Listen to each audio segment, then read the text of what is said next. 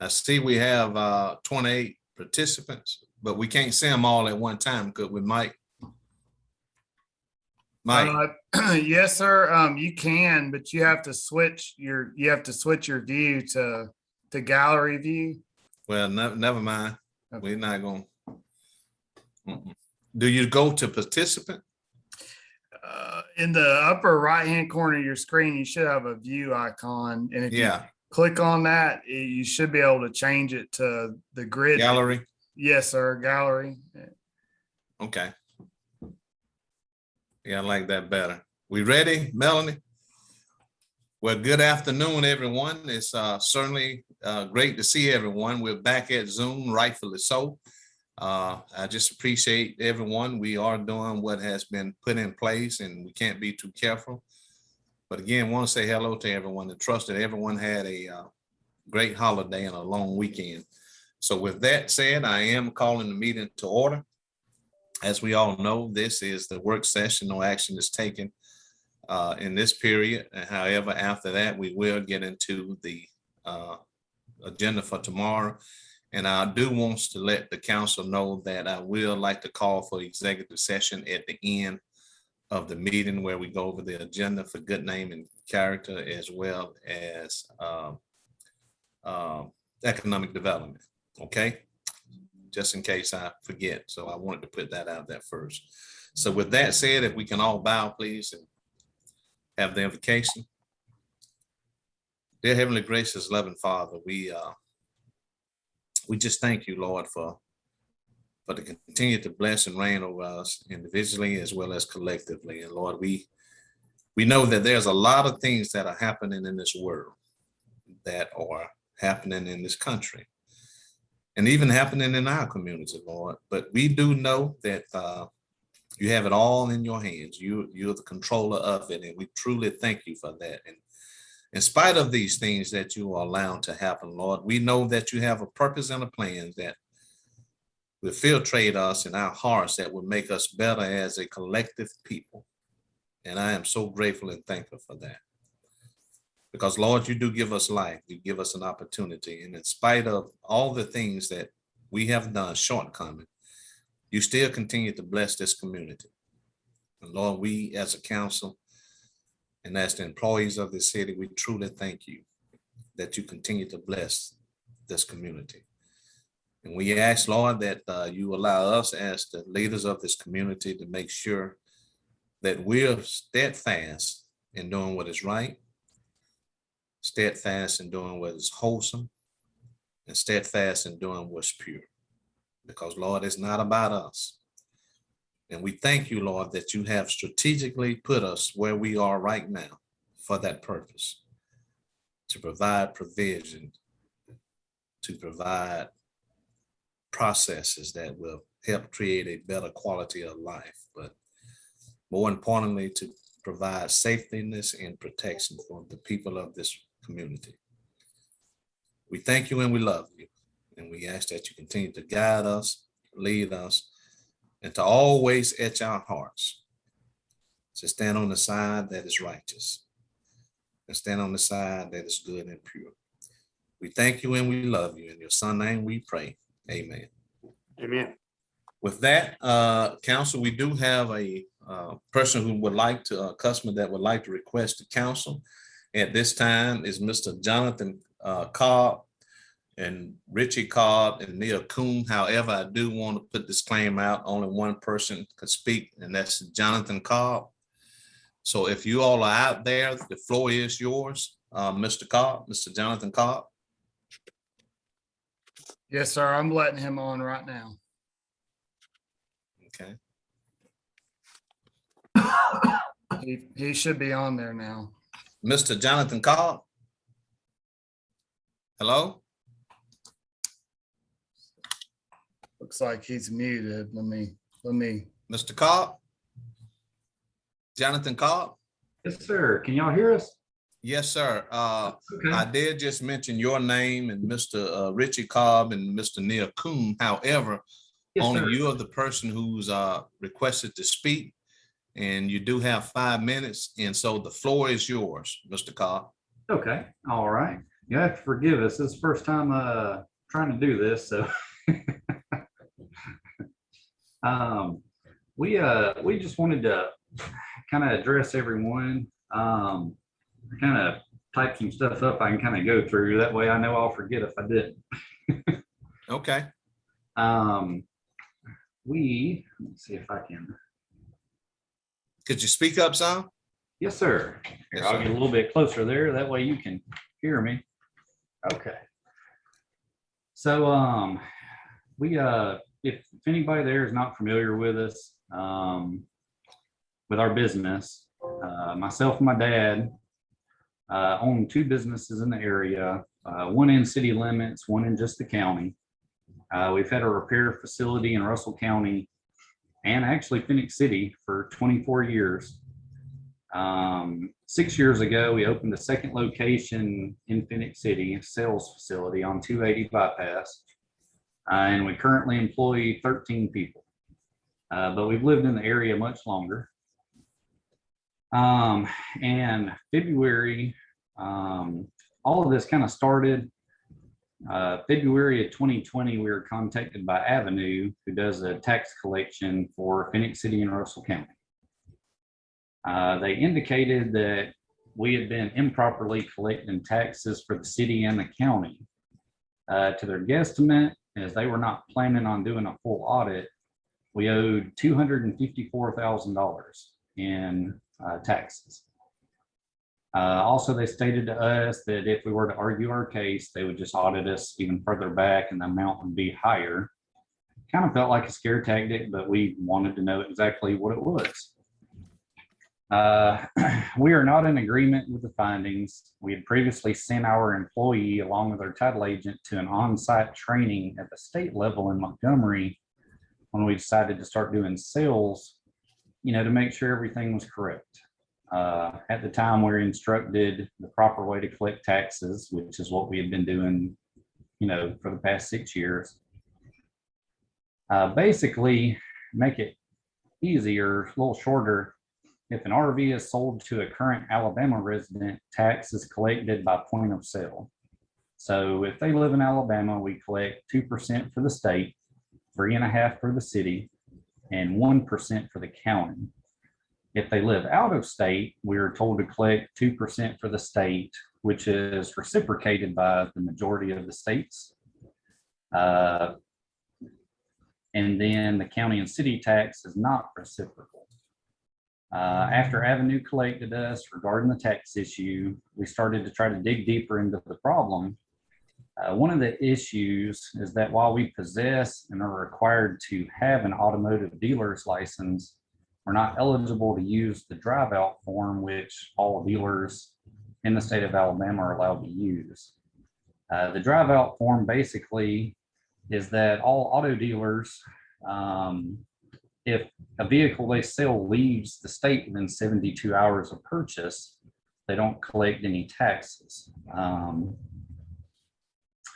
Sadly, RV dealers are singled out and not allowed to use the form with no other option given, which basically turns into out-of-state customers having double taxation. And pretty much no one wants double taxes. So, for example, we had a customer leave just a couple of days ago that had to pay 11% tax on a $33,000 RV. So you can see where that adds up very fast when you're paying our local tax plus their local tax of wherever they live. So, it makes it hard as a business to continue selling when you're, double taxation.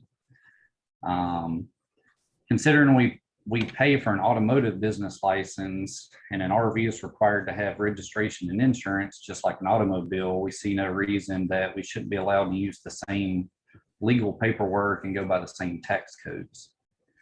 And I want to make sure y'all know the tax codes are a state level problem, not a city or county. The actual collection of it is, eventually turned out to be by the books. It's just,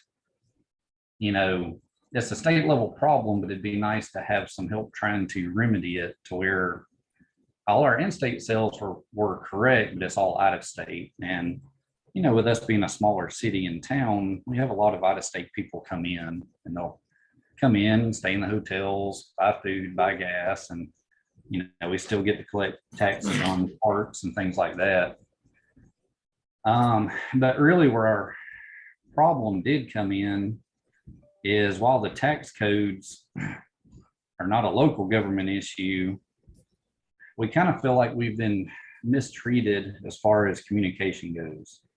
When all of this began, we started reaching out to anyone we could find to make sure if we were collecting it properly, and if not, what was the correct way, because we've always tried to do everything by the book for 24 years. You know, now, let me ask you this, Mr. Cobb. Sure. Yes, sir. I'm going to ask you some rhetorical questions also. Absolutely. But you said you've been here 6 years, correct? Yes, sir. So is this the first time that you've had this problem? Which is. Okay. And the second thing, let me say this: we have to follow the state guidelines. Oh, absolutely. Now, I know that Mr. Kuhn called me 3 weeks ago, and was talking to me about this situation. And I'm gonna just share with you what I shared with him. We did get a call from the county, supposedly helping to forgive some taxes, and correct me if I'm wrong, but let me say this: one of the things that we as a council has been able to say and do is to be consistent in everything we do. Now, we stay away from setting precedents, and I don't know exactly what you're asking, but are you asking for some forgiveness or not? That's rhetorical. But I do want to say this, that one of the things that we've always used to hang our hats on is to be consistent.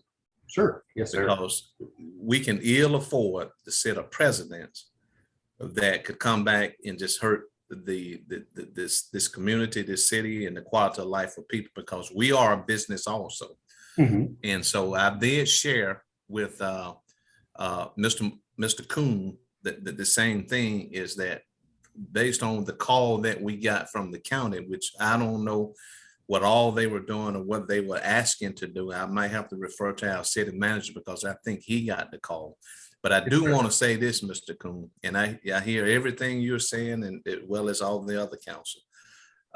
We have been able to be consistent and precise in the way we do things as far as this community and this government, because we know that if we don't, it's just going to open Pandora box, and Absolutely. We just can ill afford to have that happen. Sure. Yeah, yes, sir. And that was fine.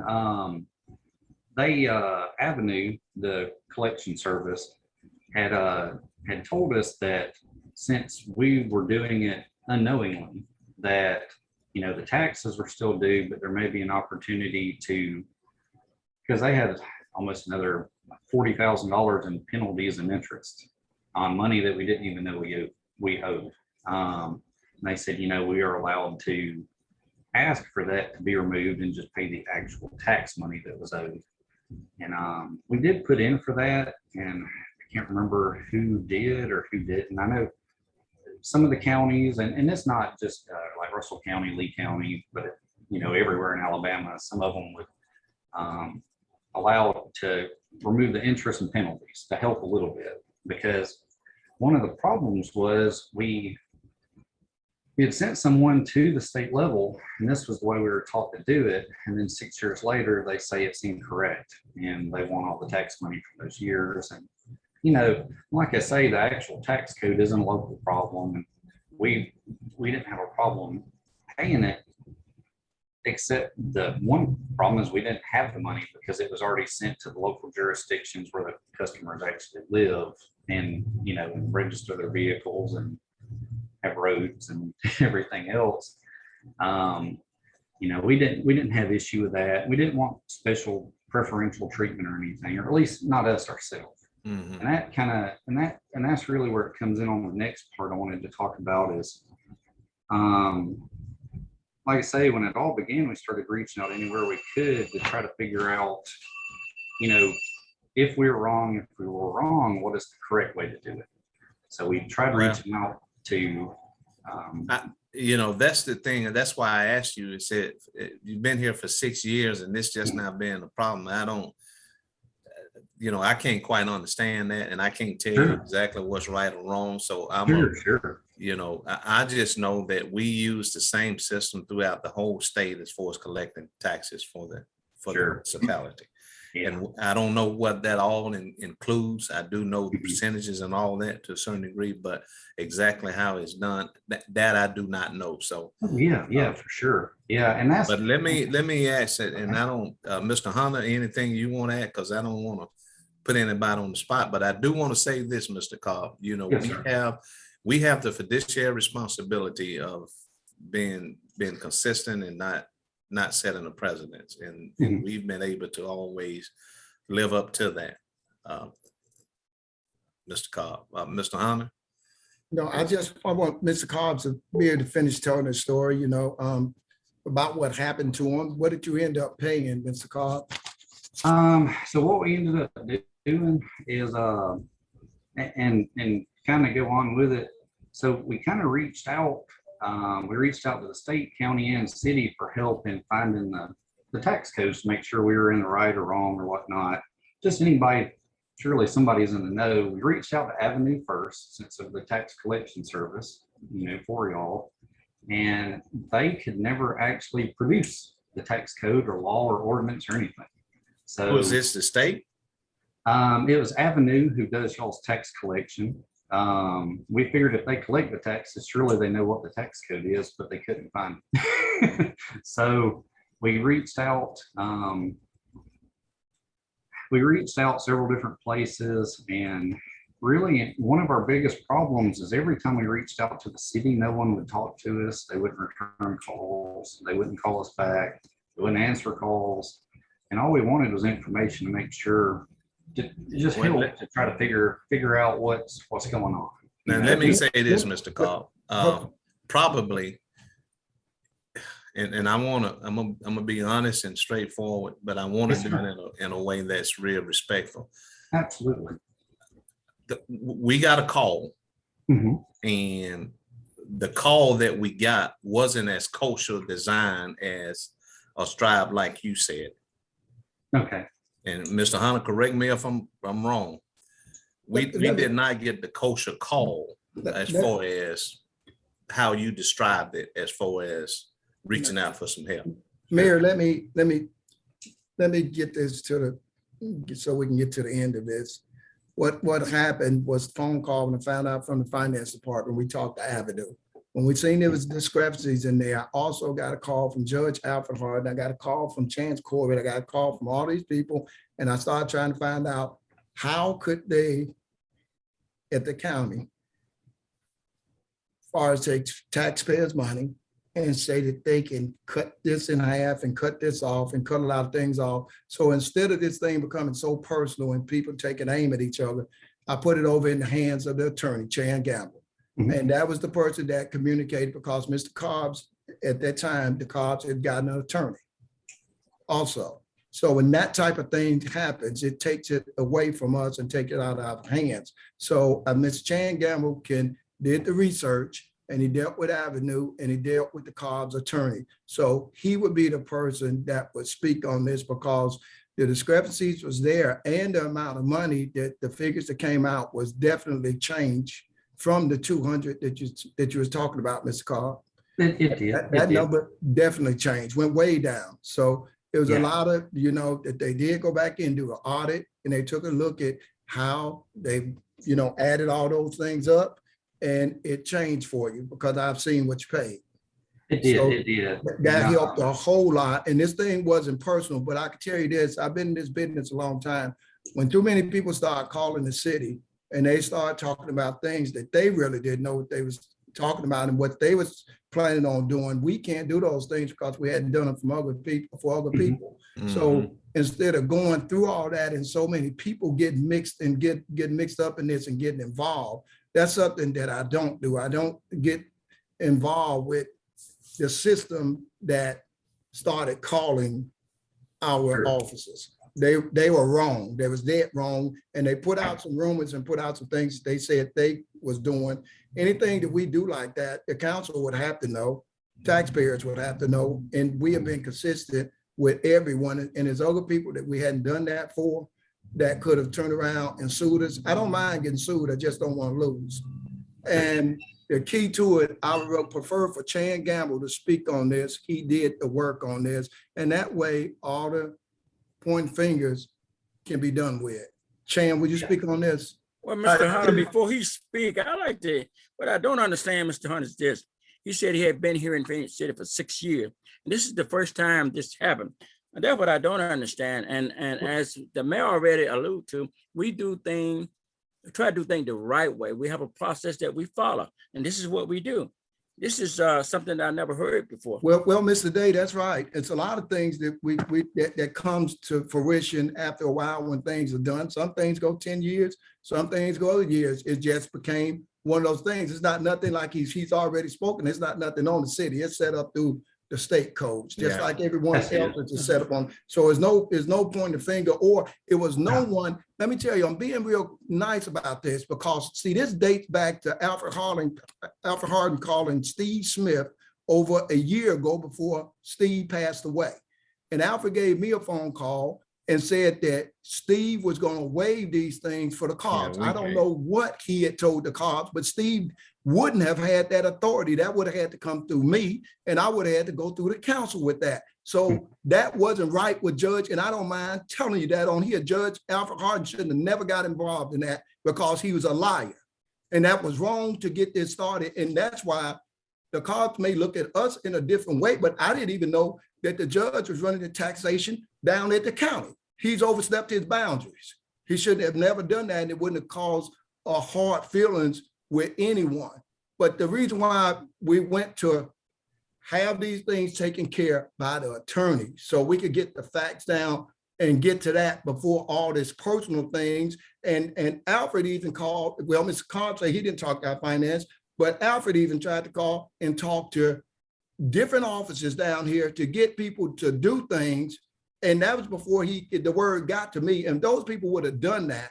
They would have been doing something behind my back, in this city's back, that would have cost them their job. So he was dead wrong for that. That's the same thing I told Chance Corbett. So we get involved sometime in things that we shouldn't be speaking on. And that's why we have the attorneys to do that. And that's what I was saying, Mr. Cobb. We don't, this council, I can say this honestly, we take the high road, but we're going to do things right. And we want to make it as kosher for everyone. So that's what I was saying. It just got so convoluting that with getting all these calls, and it was told to them, and I know I got some calls. We just can't do that. However, as the city manager said, if it's something that's not right, we step up to the plate and make sure that it's done right. And if it is something that's not right, we typically it would be fixed. So you know, Mayor, can we let Chan Gamble speak on this? Go ahead, Chan. He's done all the work on this. Thank you, Mayor. I could probably clear up some questions. Can everybody hear me? Well, yes. Okay. Yes. Avenue used to be called RDS, is a company that's a third-party vendor, a contractor that the city and most other municipalities of any size in the state of Alabama utilize to manage tax collection, distribution, allocation, all those things.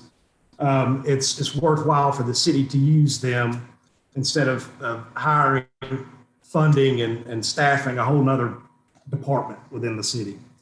So they do the tax collection allocation for the city. There are cities that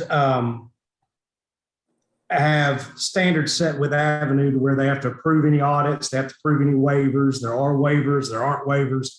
And we could talk about that all day, but the fact of the matter is RDS Avenue decides who to audit and when to audit them.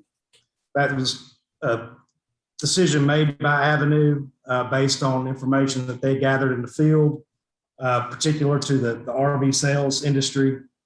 And when they audited Cobb, it was the first time. It was 6 years. It's a random type event, right? So the city of Phoenix City, our personnel is not checking every tax filing, tax return every year. It's Avenue that's doing that. And when they find something, they'll instigate the audit. So that's how the audit began.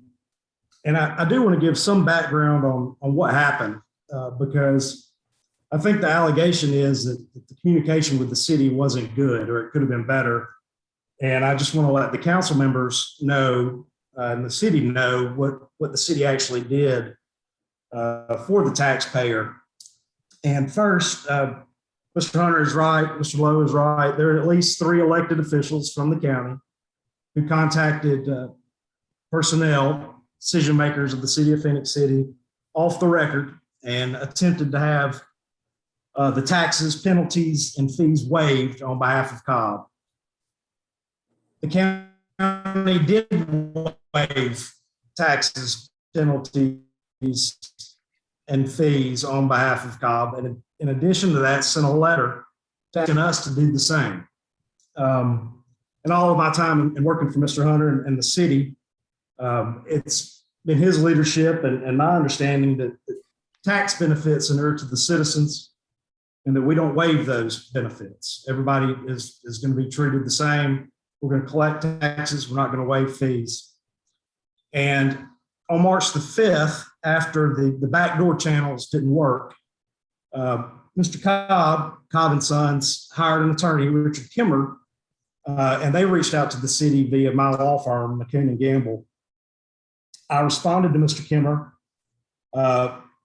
sometime later after an investigation into the subject to determine if we were collecting taxes right, if there were a double taxation, if there's anything amiss in our method via Avenue's method of collecting taxes.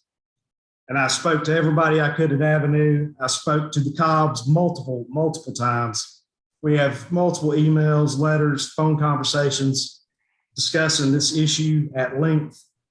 I wrote a letter to the Cobbs and their attorneys explaining that if you have any support for your interpretation of the statute, give it to us, whether it's state law, case law, Department of Revenue, audit information, statements.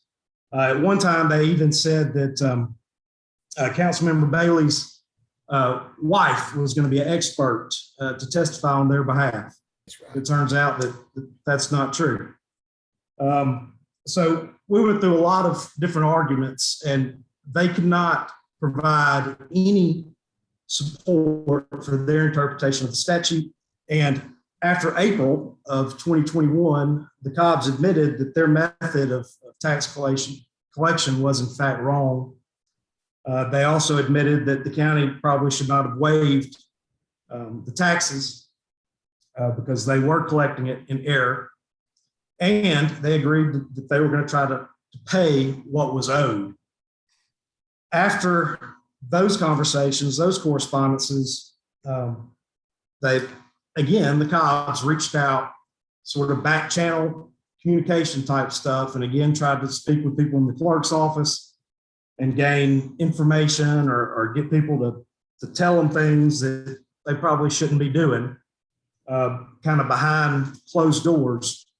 I sent a letter at that point, and that was the last we heard about it until we received word from Avenue that they had in fact paid what was actually due. But I say all that, not to point fingers, but just to say that the city should be proud of the way the situation was handled. The Cobb's complaint was taken very seriously.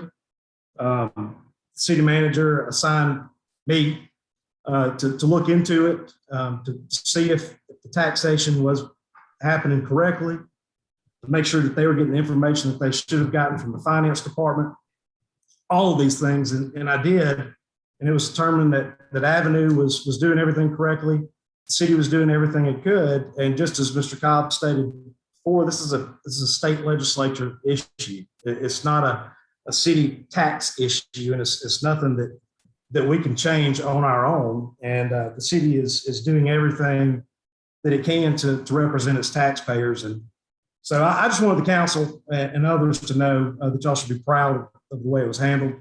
and that I feel like everybody, regardless of their political affiliation, is going to get a fair shake in Phoenix City. Everybody's going to pay it the same way. And I think you can be confident in that's going to happen. I'd be happy to answer any questions. I've spoken to everybody in this multiple times, and any suggestion that there was any lack of communication on behalf of the city is just false. So, Okay. That's all, Mr. Mayor.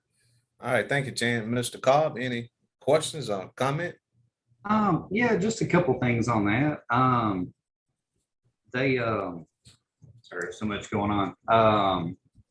And the reason, like y'all brought up about Avenue, it's just now coming up after 6 years. Like you said, they just do random audits, and I think they found out that the RV industry as a whole in the state of Alabama, even though we have to have an automotive dealer's license, we're not privy to basically the benefits of being an automotive dealer. So it was a slippery slope to figure out exactly how things are supposed to be done. And we have nothing to hide. So when they came in, they generally only go so many years back as far as audits. And they asked if they could go further. We said, absolutely. We have nothing to hide. And so we allowed them to go all the way back to, I think, 2017, which is further back than they're actually, even supposed to go, because we were fine with it. We've never tried to hide anything. We try to be by the books. And but we did feel like even if we did owe the money, because our main problem at first is we couldn't get anybody to actually give us in writing the tax codes, and we just tried every channel we could, whether whoever. And then luckily, when we spoke with Mr. Blackshear, he put us in touch with an awesome lady at Department of Revenue, and she was able to give us all the paperwork we've been trying to get for a year and a half. We've been, it's very stressful to deal with this for a year and a half and still run a business and know what you're supposed to do and this and that. And he put us in touch with the lady there, and she was fantastic. She gave us the information we needed, and that's when we realized, hey, we've got it in writing. It's been done wrong. Because up until that point, no one anywhere could give us actual documentation of how it's supposed to be done. It was word of mouth, but no actual paperwork. And luckily she gave it to us. At that point, we said, okay, that it's been done wrong. That's not a problem. We did a self-audit on ourselves and found that the actual amount owed was about $100,000 less than what Avenue's guesstimate was, because Avenue would just do a guesstimate. And so we did a self-audit because we wanted to know ourselves exactly how much we owed, because we keep documentation on everything. And Avenue said, okay, that's no problem. Can you provide us paperwork where we can do a full in-depth audit? And we did. And it ended up being, with penalties and interest, around $150,000 instead of $250,000. So, like I said, at this point, we didn't have the money to pay it because it was already kind of dispersed to wherever that customer's home, state, city, county was. But we made arrangements so that we could go ahead and pay it. And that way, like I said, we try to do things the right way. Now, as far as other people reaching out for us, myself and my dad would rather handle things ourselves. Now, whether other people reached out on our behalf, whether we wanted them to or not, we conduct ourselves a certain way, and we can't really control how other people act or do things. I guess you're not in business this long by acting a certain way or treating people a certain way. We didn't even want to have a lawyer, but we just couldn't get any help on figuring out what was the actual tax code. So we were hoping by having a lawyer, we would actually figure out, what it was. And to be honest, we still didn't find out. Mr. Cobb. Yes, sir. I hate to interrupt you. No, not at all. I want you to know something. We don't blame you all for anything. You all have conducted yourself just trying to find out what was going on, because the reason why I had to do what I did, because before it got to that 254,000 number, it was at 198,000. When I started getting these discrepancies, My job at that time was to put it over in the attorney's hand. He's not only, now this is not only about you all and what happened there and taking care of that business. I don't mind saying it on here neither. Mhm. Our attorney is also checking out Avenue and the way they conduct themselves and Sure. the way things they've done, because Avenue were the people that we pay to take care of giving you those codes and how things were structured. They Sure. are the people that should have taken care of that. We supposed to be relieved of that burden, period. One less thing for you to do. Yes, sir. And we pay for that to be taken care of. So it'll be a neutral set of people that's taking care of things. And, Sure. and Lord knows, I can tell you this. I'm real honest about things when it comes to government, period. That's why so many people don't trust government. I work in it and love it and everything else, but some people shouldn't trust it the way certain people do at times. And I'm telling you, there's nothing personal against you all. You all run a fabulous and good business. But I can tell you this, when you sit in the seat that I'm in and you let mistakes happen, those same people that got involved will be sitting on the corner eating a snack and watching me get lynched.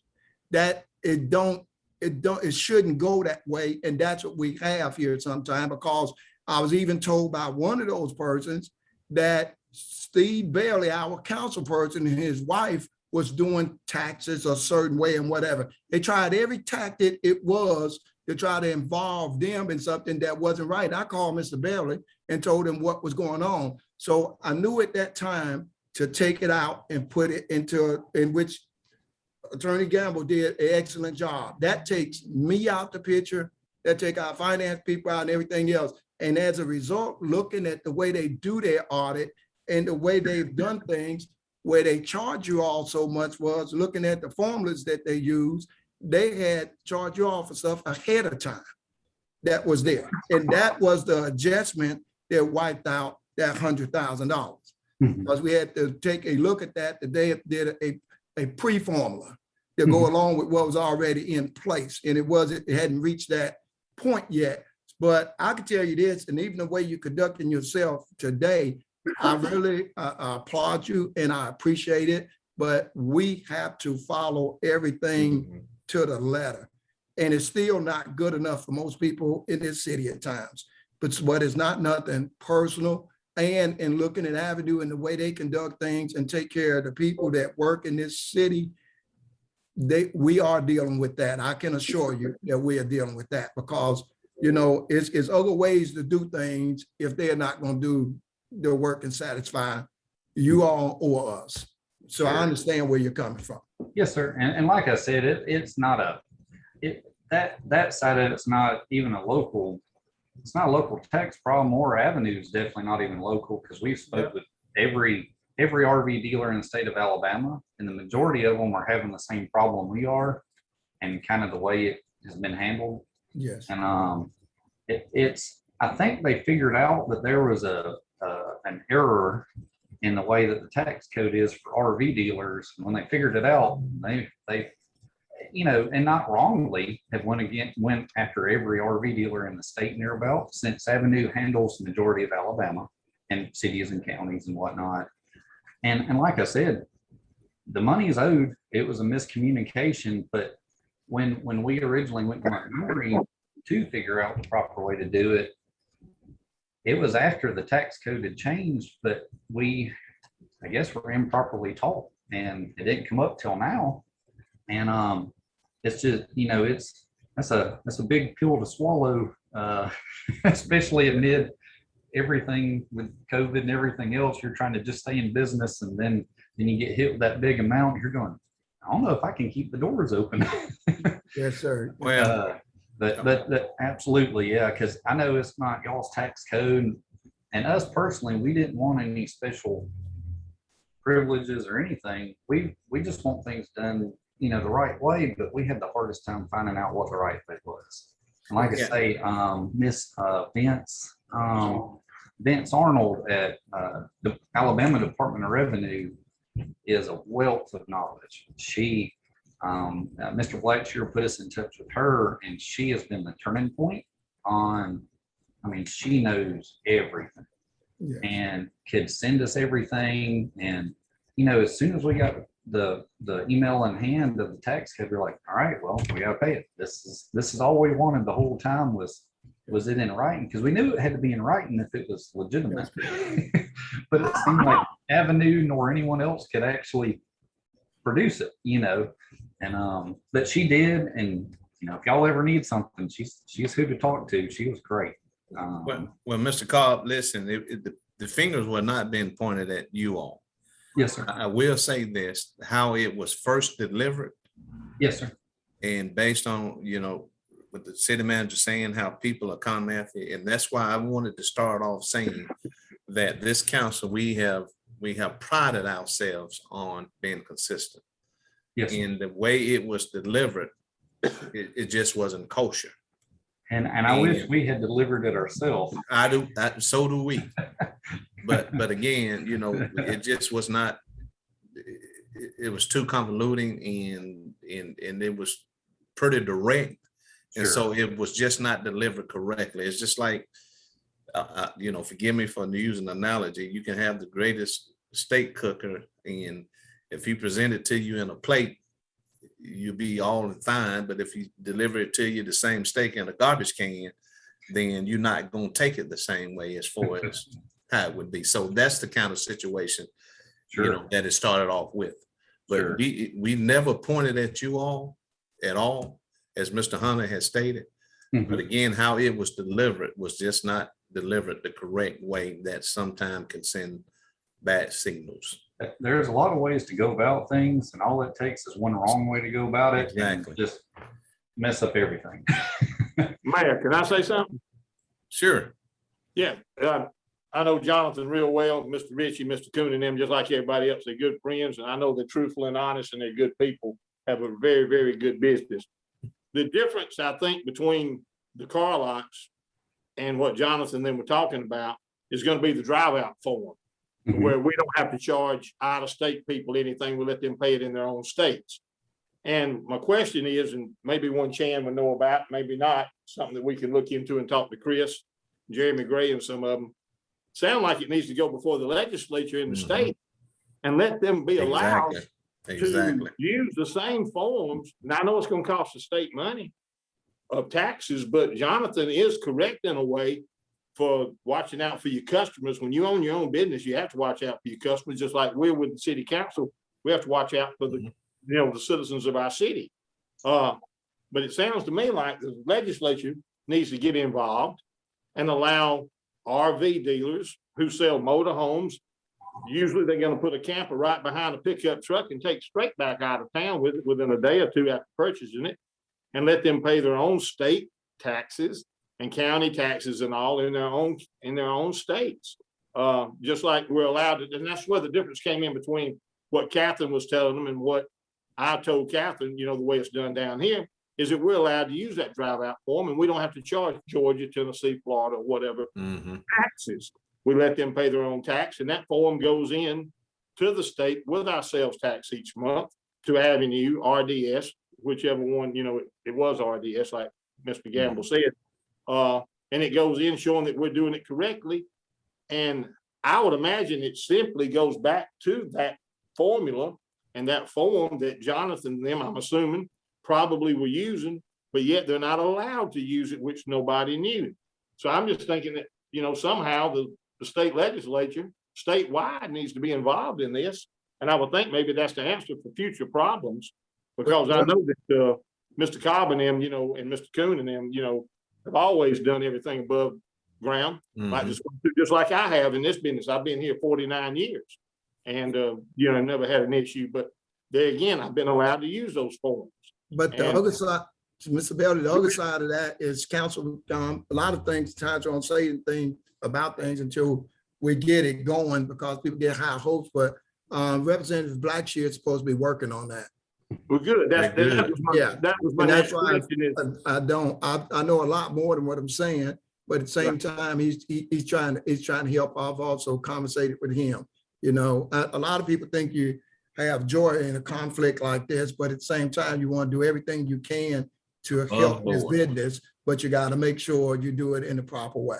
Exactly. That's why we put everything in Chain Gamble to make sure we found that out and checking Avenue out, because at the same time they work for us, we still want our businesses and the people to pay taxes. We want them treated in the right way. And we have to have answers to why did this go so long? Why, how did this get through?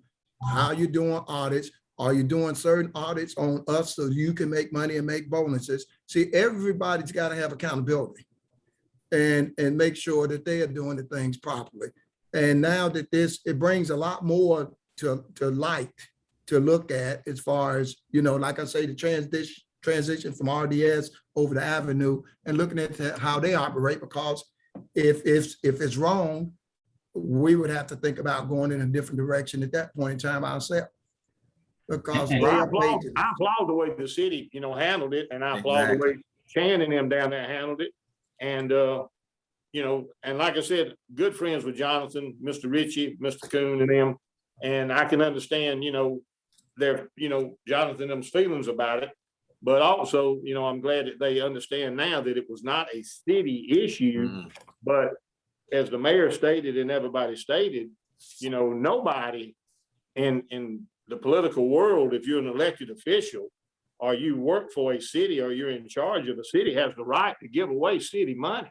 That's Ain't correct. nobody got that. Look at they ain't got that right in the federal government. Mm-mm. And they give away money all the time, but they ain't got the right to give away my tax money and call something, not due. And Jonathan them understood that. And I'm glad that it worked out for everybody's use. But I would like to be able to see somehow through the legislature that hole in that tax formula can be closed up, because it's just me personally, I don't see the difference between selling a pickup truck or an automobile out here versus a motorhome or a camper.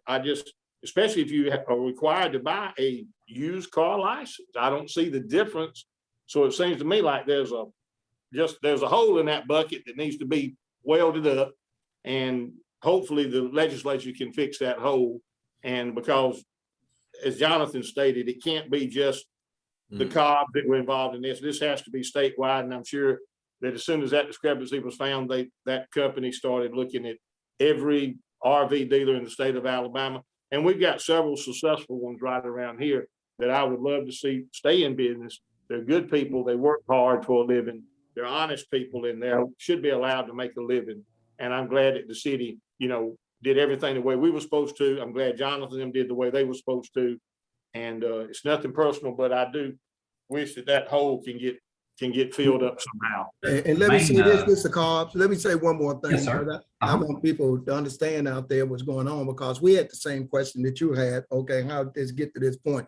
But let me be honest with you, and I want all the people out here listening to hear me too and understand what I'm saying about this. Some of these same people that'll be around you, even the car dealers, Mr. Steve know this himself. He know this, he been in that business, like I say, just about 50 years.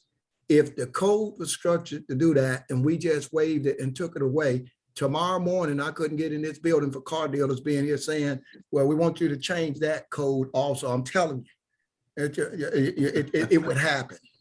Oh, they want a refund. Am I telling the truth? Mr. Oh, yeah, Chairman? you tell the truth, and they'd be lining up to get a refund. That's the correct. consistency that we try to follow, Mr. Cobb. That's We can't correct. set a precedent. We just can't do that. Yeah. Our biggest concern, and we've already been seeing it with the way it's set up now. And like I say, it was probably a slip when they set the tax code, because they gave car dealers their form that said RV dealers can't use it, but then they failed to do anything else. They kind of left it there. It's almost like they got halfway through and forgot to finish the forms or tax code. So but our concern, so as soon as we got the paperwork that said it was wrong, we immediately started basically double taxing people. The Alabama, the state part, the 2% for Alabama is reciprocated with 98% of the states in the US. So that's reciprocated, but the local county and city of theirs and ours isn't. So it ends up people paying 10 to 13% tax, and we're already losing sales because people just aren't going to pay it. And our concern is, if it stays this way, we can't stay in business, because you know, with us being a small town, our local sales or even state sales are kind of smaller. So we get a lot of people come in from out of town, and they're just not going to do it as often, you know. So that's why we have talked to Mr. Blackshear, and he agreed. That's why he was reaching out to see if, since we have an automotive dealer license and you have to tag and register and insure them, they really should kind of be under the same umbrella. But you know, we're hoping they can change it, because we really do worry about it. It really hurting our business, because we've already lost a couple of sales in the short amount of time we've done it. And I don't blame people, because, you know, I have no problem paying my tax, and but after it gets to a certain point, that's a lot of money, you know. Yes, sir. Oh, yeah. Everybody is fine paying their taxes, but if you're paying double tax, it's a hard pill to swallow. And we're upfront with the customers, because we don't want them to be surprised if they get their tag office, or when they look at the paperwork, we're like, hey, this is what we have to do via state of Alabama right now.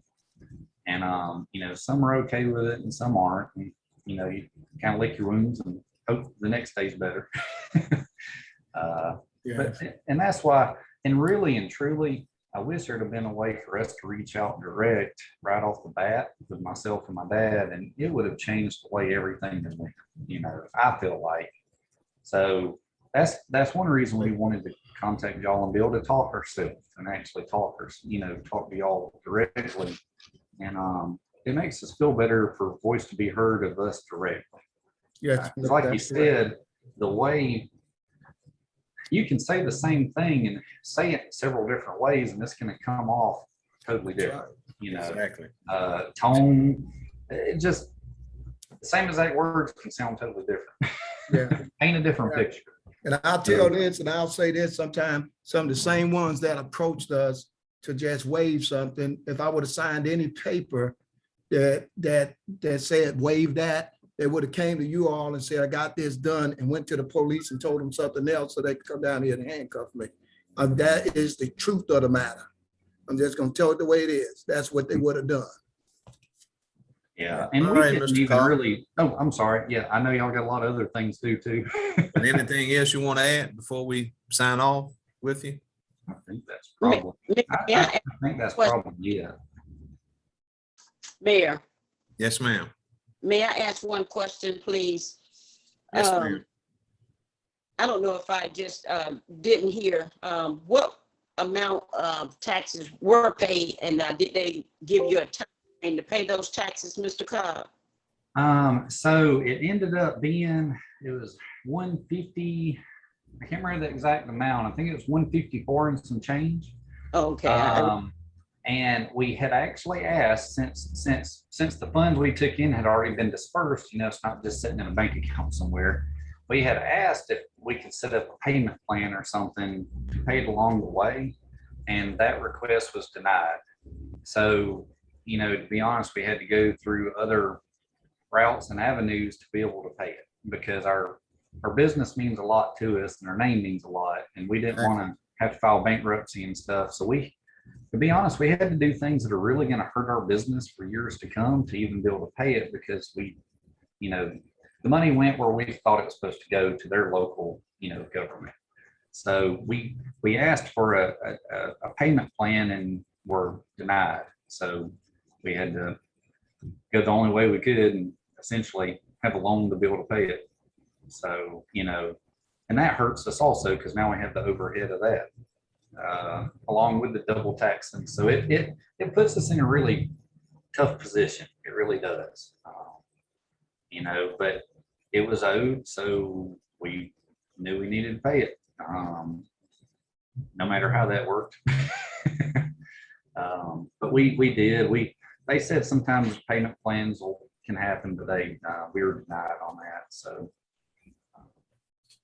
I know everything's paid and kind of over now, and we've changed the way we do things, but so at least that side's over.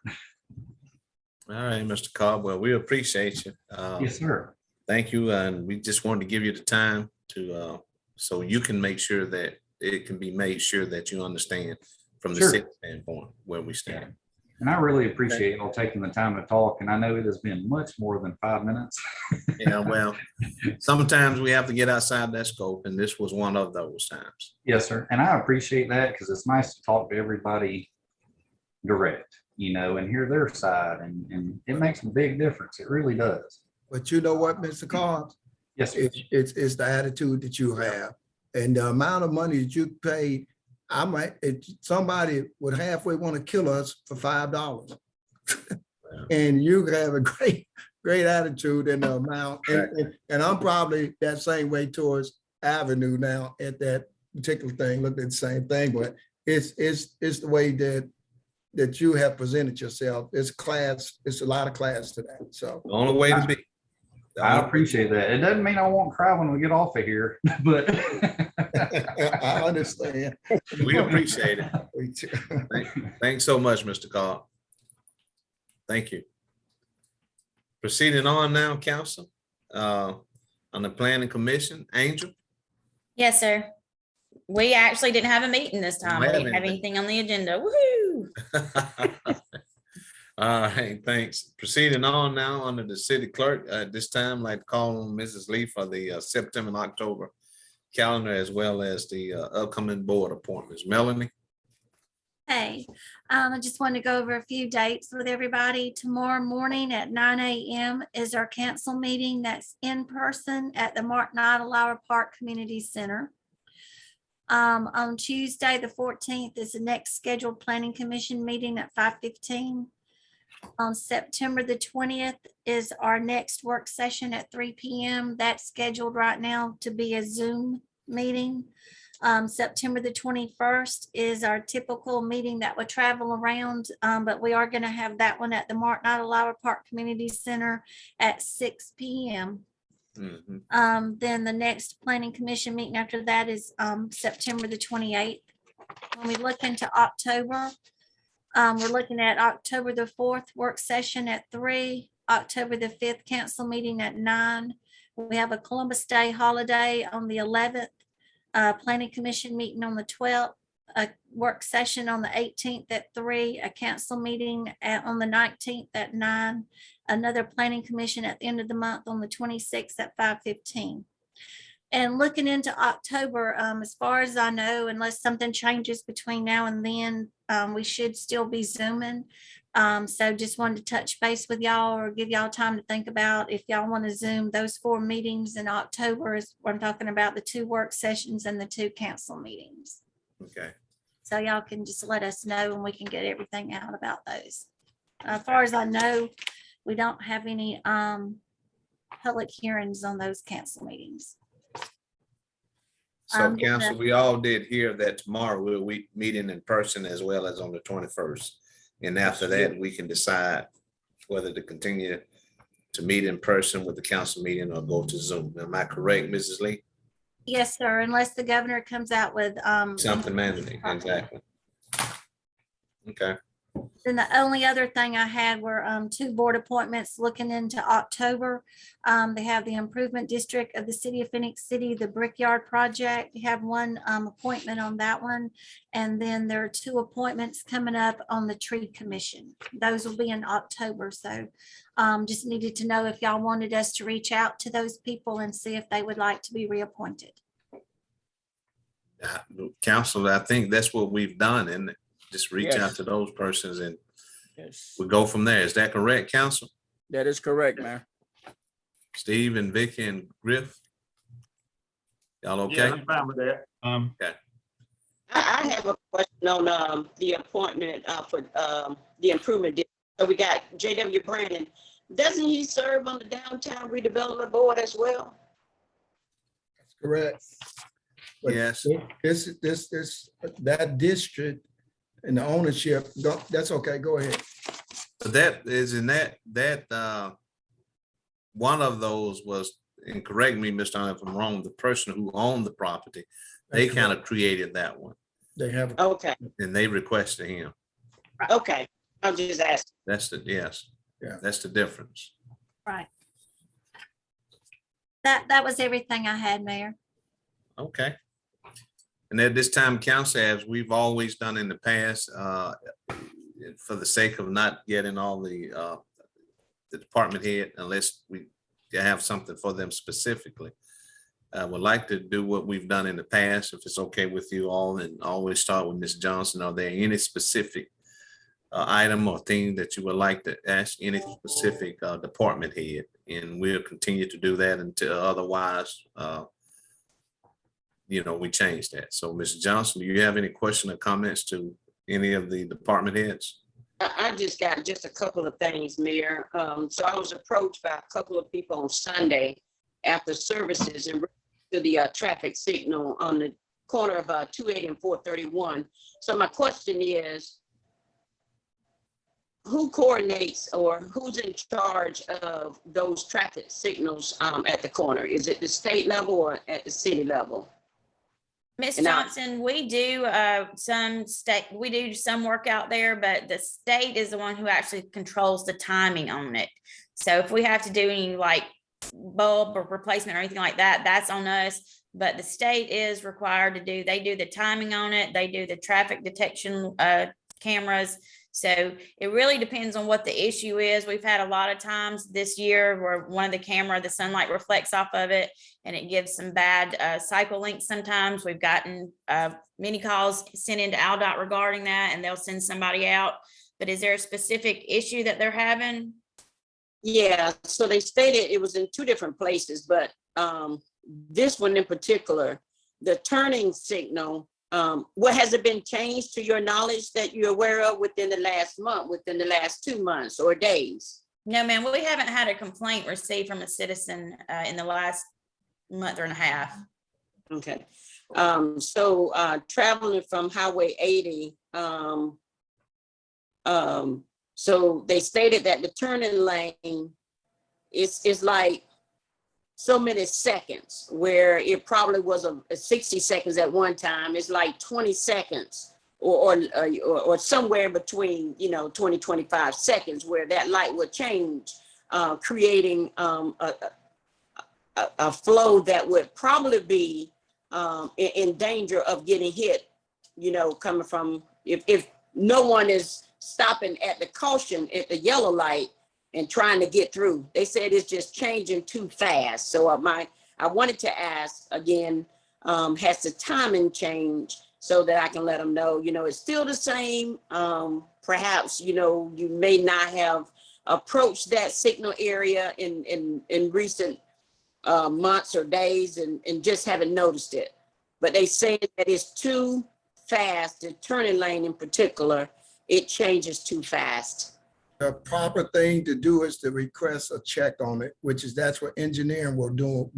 And they will go in there and they'll tell you the fractions of seconds or the seconds it's supposed to hold, and that is changing. Am I correct in that, Ms. Moore? Yes, So sir. that's what we need to request from the state. And that's the only way we could give those people an answer, an appropriate answer, is to have them to check that out in the timing mechanism. Yes, sir. Okay. And they will send that to them. Okay, and while we're at it, can we check another one also on 280? So if I'm traveling northbound, passing the Crystal, that turning lane, like going into Scott's Automotive, it recycles, it lets traffic go, up and down, north and south, but it's like 2 or 3 cycles, and you just sit there at that turning lane 2 or 3 cycles before it actually changed. So can you check to see if there have been any timing change with that one as well? You familiar with where I'm talking about, Ms. Angel? Yes, ma'am. I will get with the AlDOT, just same request that Mr. Hunter just spoke of on that intersection. Okay. And just one other quick thing, Mr. Hunter, just going back to that, and we did the research, and thank you all for doing that on the property clearing, 2407 17th Avenue, Ms. Davis, and giving her that information. However, just looking at the ordinance, she stated that it's somewhat misleading. I read it. So if we don't have anything specifically saying if a structure is not on the property, and we could probably word it a different way, but I have to just give the information as it was given to me. that is somewhat misleading. Utility bill. So If you missed something, then in whatever y'all read, you missed something. It doesn't have an account. That was sent, that was on that paperwork also. That was on there. They don't have a utility account for that property. So they don't have a service, a pickup or a garbage service for that property. That was the key to that information. right, she was just saying in the ordinance, and I don't have it in front of me, and I read it, and I know I probably missed it. But to have a utility bill at structure where the debris or limbs is to be picked up, we need to have it. Truly, I would say, if it's just not a structure on the property, and having an account, then we're not obligated as a city to pick up that. That's correct. They're supposed to keep their own property taken care of. It's benefits that comes with having an account when you have a utility account, and that's the garbage service or the pickup service, and what it'll do for you once per month and everything else. Ms. Moore, do you have that with you? Yes, sir, I We do. just went over this again. Those two factors, when you read those two factors I just pointed out, that's the key to that property, or else we would be out here. Well, no, we won't, because we don't have a workforce. But if she would be able to explain, point out those two things that's in that ordinance. And I understand people want to get, I don't know, read that. Right, so the ordinance, this is the section, is this collection of grass, leaves, tree trimmings, appliances, and bulk items and construction debris. And it says containerized grass, leaves, and yard waste not exceeding 50 pounds in weight, and tree trimmings and shrubbery cuttings not over 6 feet in length or 4 inches in diameter or 50 pounds in weight, and originating on private premises from which the city removes garbage and trash for a service charge, shall be placed in front of such premises for removal by the city without an additional charge. So it's saying that if you already have and pay for a garbage or trash service charge with our utilities department for your household garbage, then we would remove that one load.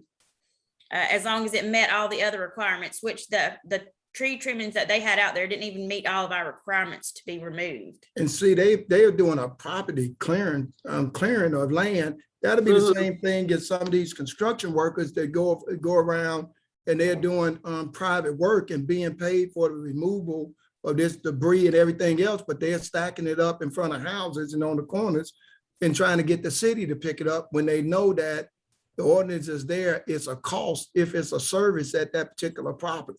If it's not a service there, and even if it is, you have a proper way to cut these things up and put them out there to be picked up. It's all in place. The ordinance is solid. You know, and we want to help people, but you got to help people in the right way. And if we're doing that for one person clearing or having someone clear the land and put it out there, then we got to do that for everybody. And there's no way to survive that.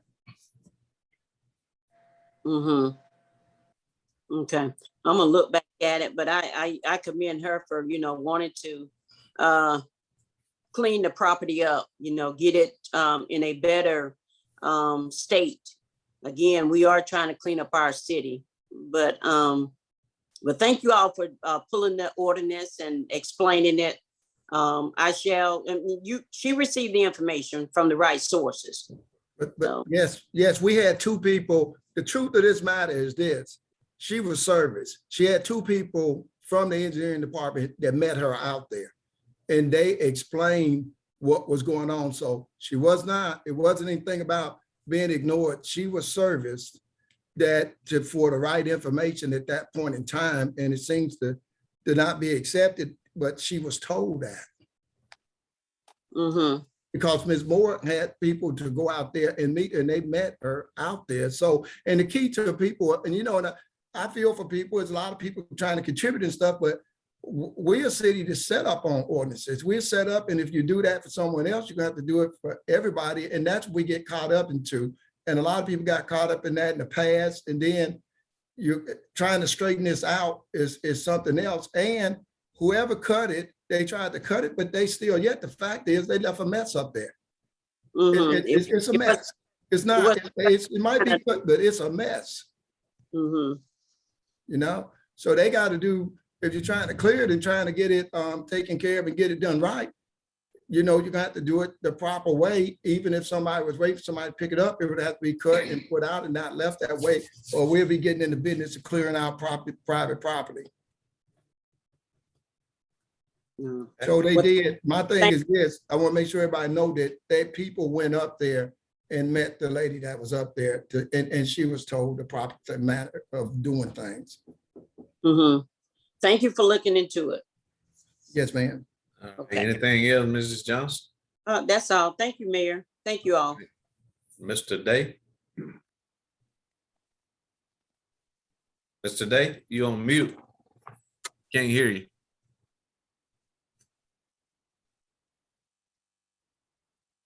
You hear me now? Yes, sir. Mr. Hunter, since you brought that up, let me ask you something. I don't know what I asked you this before. I noticed on 25th Avenue here, well as 28th Avenue, when the folks put all that furniture out that side of the street and all that sofa and all that stuff, we still have a problem with that. Are we charging the vendor like the minute storage somewhere here for the furniture stuff is stacked out that side of the street, or how do we go about taking care of that, solving that issue? I know it ain't gonna be no solving. Those services get, again, that ordinance is with Ms. Moore that she read just now. Those services that provided for that property, if they have an account, once that weekly pickup is there and that other particular one goes to where they will get a load picked up. Am I correct in that, Ms. Moore? Yes, sir. 20 cubic yard load at no charge. And at that, at And the everything- same time, if it's more than that and it's off the regular beat or regular path, they can call in and someone would go out there and they would do a ticket. That particular ticket is charged to the utilities bill. Yes, sir. Am I correct? Yes, sir. All right. So when that is done, then they will weigh everything and they will pick that up for those residents. Do we have a lot of people that's stacking things up in front of abandoned houses and other things like that just get picked up? Yes, we do.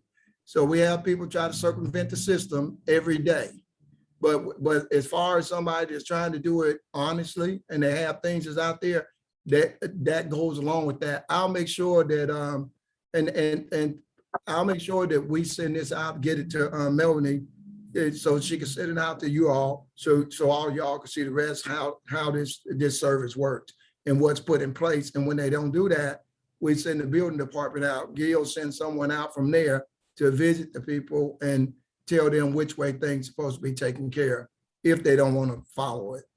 Right. Mr. Hunter, We have some people that follow it to the letter.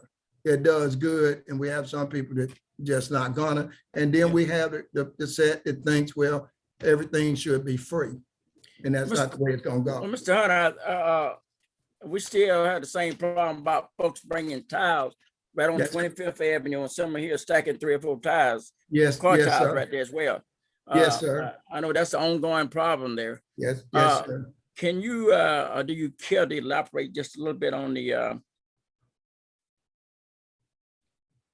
incident, well, not the incident, on the property right below Mother Mary Mission apartment right there and the trash over there in that creek part? Will you elaborate on that for us, please? The Because private obviously, prop- the yeah, private obviously, property. that's what I told the young man.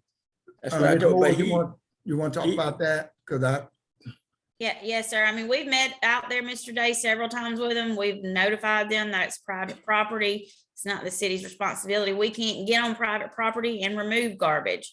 So they are well aware that it is their issue. okay, and then I think with last week he called me and stuff like that. He said, well, Mr. Day, what they did, they picked it up in the past. That's what he said. I said, I don't know about all that. see, a lot of people done a lot of things probably in the past that they should have done. I don't repeat other people's past mistakes. We shouldn't do that, and you can't do that if people saying things. So trying to find that out, that don't put the city in a fix where they got to keep doing things that's not legal. So I don't know who they might have talked to or got to do that, but I'm not saying they're not telling the truth. So, but that's not the way it works. And they know it's their private property. Okay. They do know that. There's one to bug me, I guess. But anyway, let me ask this question here to Mr. Gill. When when those folk purchase a permit, they pay a certain percentage down on the permit, and do they have a certain amount of time to pay the rest, or do they pay it all at one time? Depends on the price of the permit. Yes, sir. That permit price is due in full when we issue the permit. Oh, really? Yes, sir. Yes, sir. Tell them, so we won't have to come back to it. Your system or your evaluation of that and everything that you're given to arrive at that cost, Gail. Yeah, we do it two different ways. We have some built-in tables in our software that calculates the amount of the permit, the value of the job, and then that's related to a fee. It's typically $20 for the first $1,000 worth of work, $6 for each additional 1,000. And the formula is a little different if you get some bigger jobs, like in the millions of dollars. Okay. But that's how that is calculated. Okay, since you brought that up, how far are we? Have we finished with our manual for the city of Phoenix City? That includes all the information you just elaborate on, Mr. Gill. Are we in phase 1, phase 2? Are we in the final phase of printing that booklet? I think that's a question for Ms. Moore. Yes, sir, Mr. Day, and it's funny you ask. We do have the final draft right here. It's on my desk now. We've given it back out to all the departments to review it just one last time because we want to make sure everything that we publish is correct. So I will be giving Mr. Hunter a copy of it so he can review it also. And then from there, we'll determine if we want to have public hearings and have a work session on it with everyone, or if we want to, how we want to go about adopting it. But it is here. Well, once we finish that, and do like folks come here to our city to start building commercial or residential, do they receive a copy of that book, or do they have to pay for it? How do you go about? It'll be online, Mr. Day. So, I mean, that's Okay. probably how they'll access it. But if they want a hard copy of it, they would have to pay for it. And like I say, and this is the Public Works Manual, but still, you have your building codes that, Gil deals with based off the structures. This is sort of all the other infrastructure related items. Okay, thank you. I guess my last question is come with Chief. What phase are we at on the public safety building down there on Broad? How we coming with that building? I looked at that information there. They are asking for additional 58 more days or something, I believe. Yes, that's in the change order that's going to be on the agenda tomorrow. The change order Sir? is actually, what it does is it adjusts the contract, adding 58 days. And the reason for that is we had to stop work to do the asbestos mitigation. We also had to do some stop work on several times when they were trying to get the dirt just right on the foundation. But those two projects have now been completed. The foundation is pretty much complete. They're pouring the main part of the foundation, hopefully early this week. So most of those delays should be have been taken care of. That's the reason we chose to do the change order now. But we can discuss more of that when we get into the agenda. So that's where we are. We're still moving along, but it's going to add an extra roughly 2 months to the end of the project. So instead of June of next year, it'll be probably this time next year, August, late August next year. Okay, thank you, sir. Well, Chief, I noticed a while back, we signed a resolution for approximately 6 vehicles for the police department, and you said this was signed for in the future to come, like 3 or 4, 5 months down the road. How is that coming? What are your take on that? Well, as you probably know and reading the news, there's a chip shortage, semiconductor chips. So the vehicles that are being ordered now are taking much longer to deliver. So we should have those vehicles in and on the road by early October, which is next budget year. So that's why city manager moved some money around to allow us to go ahead and purchase those vehicles now, or at least pay for them and put the order in so that we can have them delivered without having that such a long delay. But at the same time, and route. also, Chief, though, don't get your hopes up too high because some plants throughout the United States have stopped production. That's right. But we've got our orders in. So the first ones that are going to get built, we'll be the first ones to get them delivered. So that's hopefully why we went ahead and did that now. So we'll be in line to get them first instead of waiting until next year to order them. Okay, thank you, sir. Mayor, that's all I have. Thank you. All right, Mr. Gordy. I don't have any questions. Mr. Bailey? Just a couple, two or three, just like to make one comment. Going down through downtown, going down 13th Street and all. I like the new signs that were put up at all the traffic lights that lets you see what roads you're at, Nice. that avenue. They are That is nice. very nice. I like it. Just wanted to give somebody an attaboy there for doing that. They look good. They're easy to read. You see them from a good distance, and I like the looks of them. The second thing is notice, coming to work, going down 4th Avenue, getting up around the courthouse and all, the street repairs that are going on. Is some of that planned repairs or is that emergency repairs? Like on 4th Avenue by the underpass and up here, I noticed they got the whole road tore up on 14th Street where the courthouse is. Just curious. Yes, sir. I can explain the 14th Street, or I wish I could explain it, but we had a hole to form there, a sinkhole. We went out to try to determine what was going on. We dug down on it. We found another bigger hole up underneath that one. We dug down on it and we found another bigger hole on that one. At that point in time, we knew Poet Works could not handle it. That's when we had to call in our contractors who are on a call with our bid. So by the end of it, we had a 25-foot deep hole and Wow. it just stopped. We got to the bottom of it and it was hard as rock.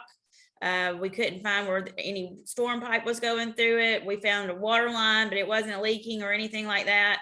So it was just an anomaly. And, it's the first time anything like that I've seen, and several other people in my office also. So we put a bunch of big rock in the bottom of it and we have brought it back up in lifts and we're compacting it. We'll put back 6 inches of base on top of that and 4 inches of asphalt. But it was an emergency. It was not a planned situation. What caused that? She just said she don't know. She never I saw wish I it knew, before. Mr. Day. They grabbed some folks out there back in the day. On a bad dirt. I think it's over. They didn't have that one on her test when she graduated. No, that wasn't bad dirt. That was disappearing dirt, which was amazing. It was like somebody vacuumed it out of there, rather than it Yeah. going somewhere. Down on underneath the railroad tracks on 4th Avenue, down in that trussel area. Notice that they've, done some work down in there in 3 or 4 different spots. Is that just where we were just replacing pipes that have gone bad, or? I've had several people I'll asking- defer to Mr. Woody on that one. That was a utilities issue. Okay. Yes, sir. Our sewer line right there, we had a couple of breaks, especially right there, just as you come underneath the the railroad trestle there. There's a sewer main that had a crack in it and they had to replace it. Is that some of the, to just ask you a question on that, is that some of the stuff that when they went around checking these sewers and all, is that stuff that they would find, or is that something we find? You know what I'm talking about when they're going around Some town of it's checking them? yes, sir. Some of it's what we found because we take creek samples. We'll Okay. go out and take creek samples about at least twice a month. And if we have some numbers that are elevated, we'll start taking samples all throughout the storm drain areas and inlets in the surrounding area. So we can kind of trace to see where a possible leak might be coming from. And then we'll camera the line to see what's going on. And then from there, we'll do whatever construction we need to do. Yeah, I just didn't know whether it might be that company that was checking them, to see which ones are compromised, which ones aren't, if that was something they found. No, sir. Which I know we stay on top of it every day. And the one up on River Oak Way, that's the neighborhood I live in. There's a there's a pipe underneath the ground up there that has Sir, been there's compromised. another one of our infamous corrugated metal pipes up there in that area. So the bottom of it has completely rotted out. We're getting in touch with the person who shotcretes the pipe, basically builds a concrete pipe within the corrugated metal pipe and just reinforces it to see if he can come down and give us a possible price on that. And we also have the same thing going on 40th Street also. With one of the pipes up there too. So we're gonna try to do the same thing, but if not, unfortunately, we would have to dig up the pipe and put concrete pipe back in the ground. We're working with a lot of utilities right through there. So we're hoping that we can be less intrusive and do the shotcrete, but that's something that we're working through. But just for safety reasons, since everybody has a way to get in and out on both sides, that's why we went ahead and closed the road down. Well, that was fine. It was smart to do that. That's trying to fix that is the same way with, I think we fixed a couple of them up in St. Andrews that we had that issue with. Yes, sir. That same concrete formula there. Yes, sir. Then my next question is, Mr. Hunter brought this to mind a while ago. How many employees are we down at the city that are regular employees, not the seasonal? Does anybody have an idea on that? Yes, sir. We're Definitely. probably down a good 80 employees. That's going to count some part-timers too that we have in some of the departments that have part-time employees. But I'd say somewhere between 65 and 80. And when you say that, is that including the fire department and the police department, or is that just like, that's all workers? I'm assuming city workers. Yes, sir. That would be the all city departments. But at the same time, Stephanie, same time, Mr. Bailey, every day we have a certain amount of call outs also. That's correct. Right. For people that new infections. So Right. those numbers are elevated daily. They can change daily, correct. Yes, sir. It They does increase. change. Yeah. One department that's kind of already short that has 3 full-time employees that over the weekend tested positive for COVID. So that's 10 days. We've got three full-time employees in a smaller department going to be out. And that could shut that department down. Well, that's what I mean. I've had people ask me, how come, certain things hadn't been done on a regular schedule in the city? And I've explained to them that just like everybody, that we're dealing with COVID, we're dealing with a workforce that, is not up to full numbers. And so I'm just, next time somebody asks me that, I would just like to be able to kind of give them an idea of how many were down. And I told them, I said, and we're hiring. I said, we are hiring people. We're not trying to keep the numbers of employees down. We will hire people. We're in the business to put people to work. If people can pass drug tests and background checks and all that, they're welcome to come down here and put applications in. Of course, that's the first thing that 2 or 3 of them asked me, do y'all drug test us? I said, certainly we drug test people. But we're up against I told you all last year, we did well with the first phase of this pandemic. I told you the second wave would get us, and it's getting us. And in the United States, people do not want to work. And even Stephanie, we went over some things this morning. The last report on people wanting to come back to work, the majority of people that want to stay out and give up retirements and benefits or anything else, it's a lot of people the world is working for today now.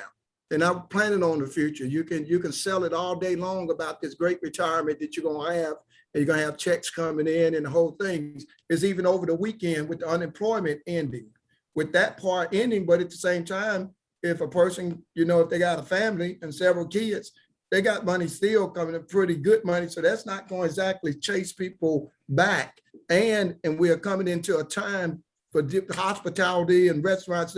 We're coming into a time of a slowdown season anyway. And, Right. and then now with everything with increasing the hospitalizations and everything else, the toll is being put on people working in the medical field and in the education field. It is horrible, but I can tell you right now, here last week, I started feeling it real bad last week. We're in trouble. And it's like I say, it's a lot of things out here that you'll see people trying to do extra, the ones that's not exposed, but we are compromised every day. And no, we can't keep up.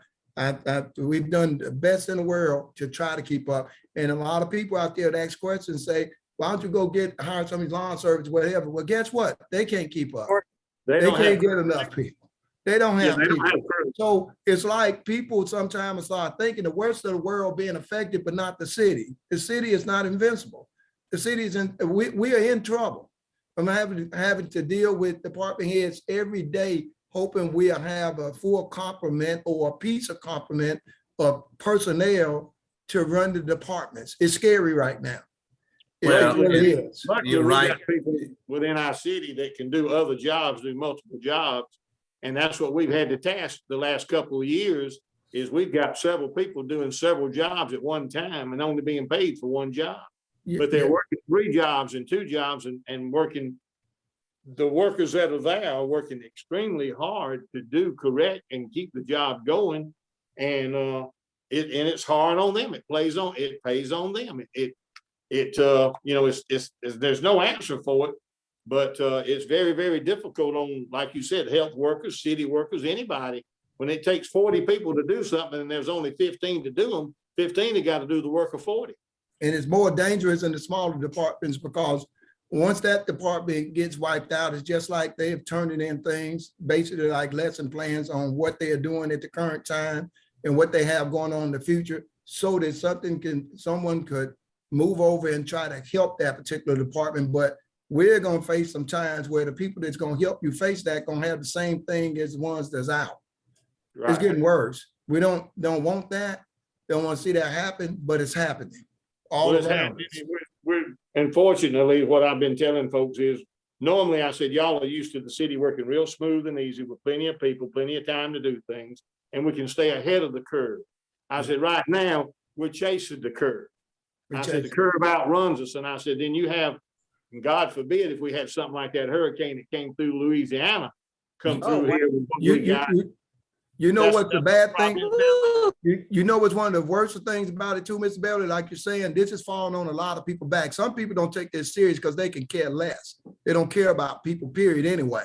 So they think it's funny, you know, that they can see a bad situation going on. They don't believe anything because they are not in these positions of responsibility.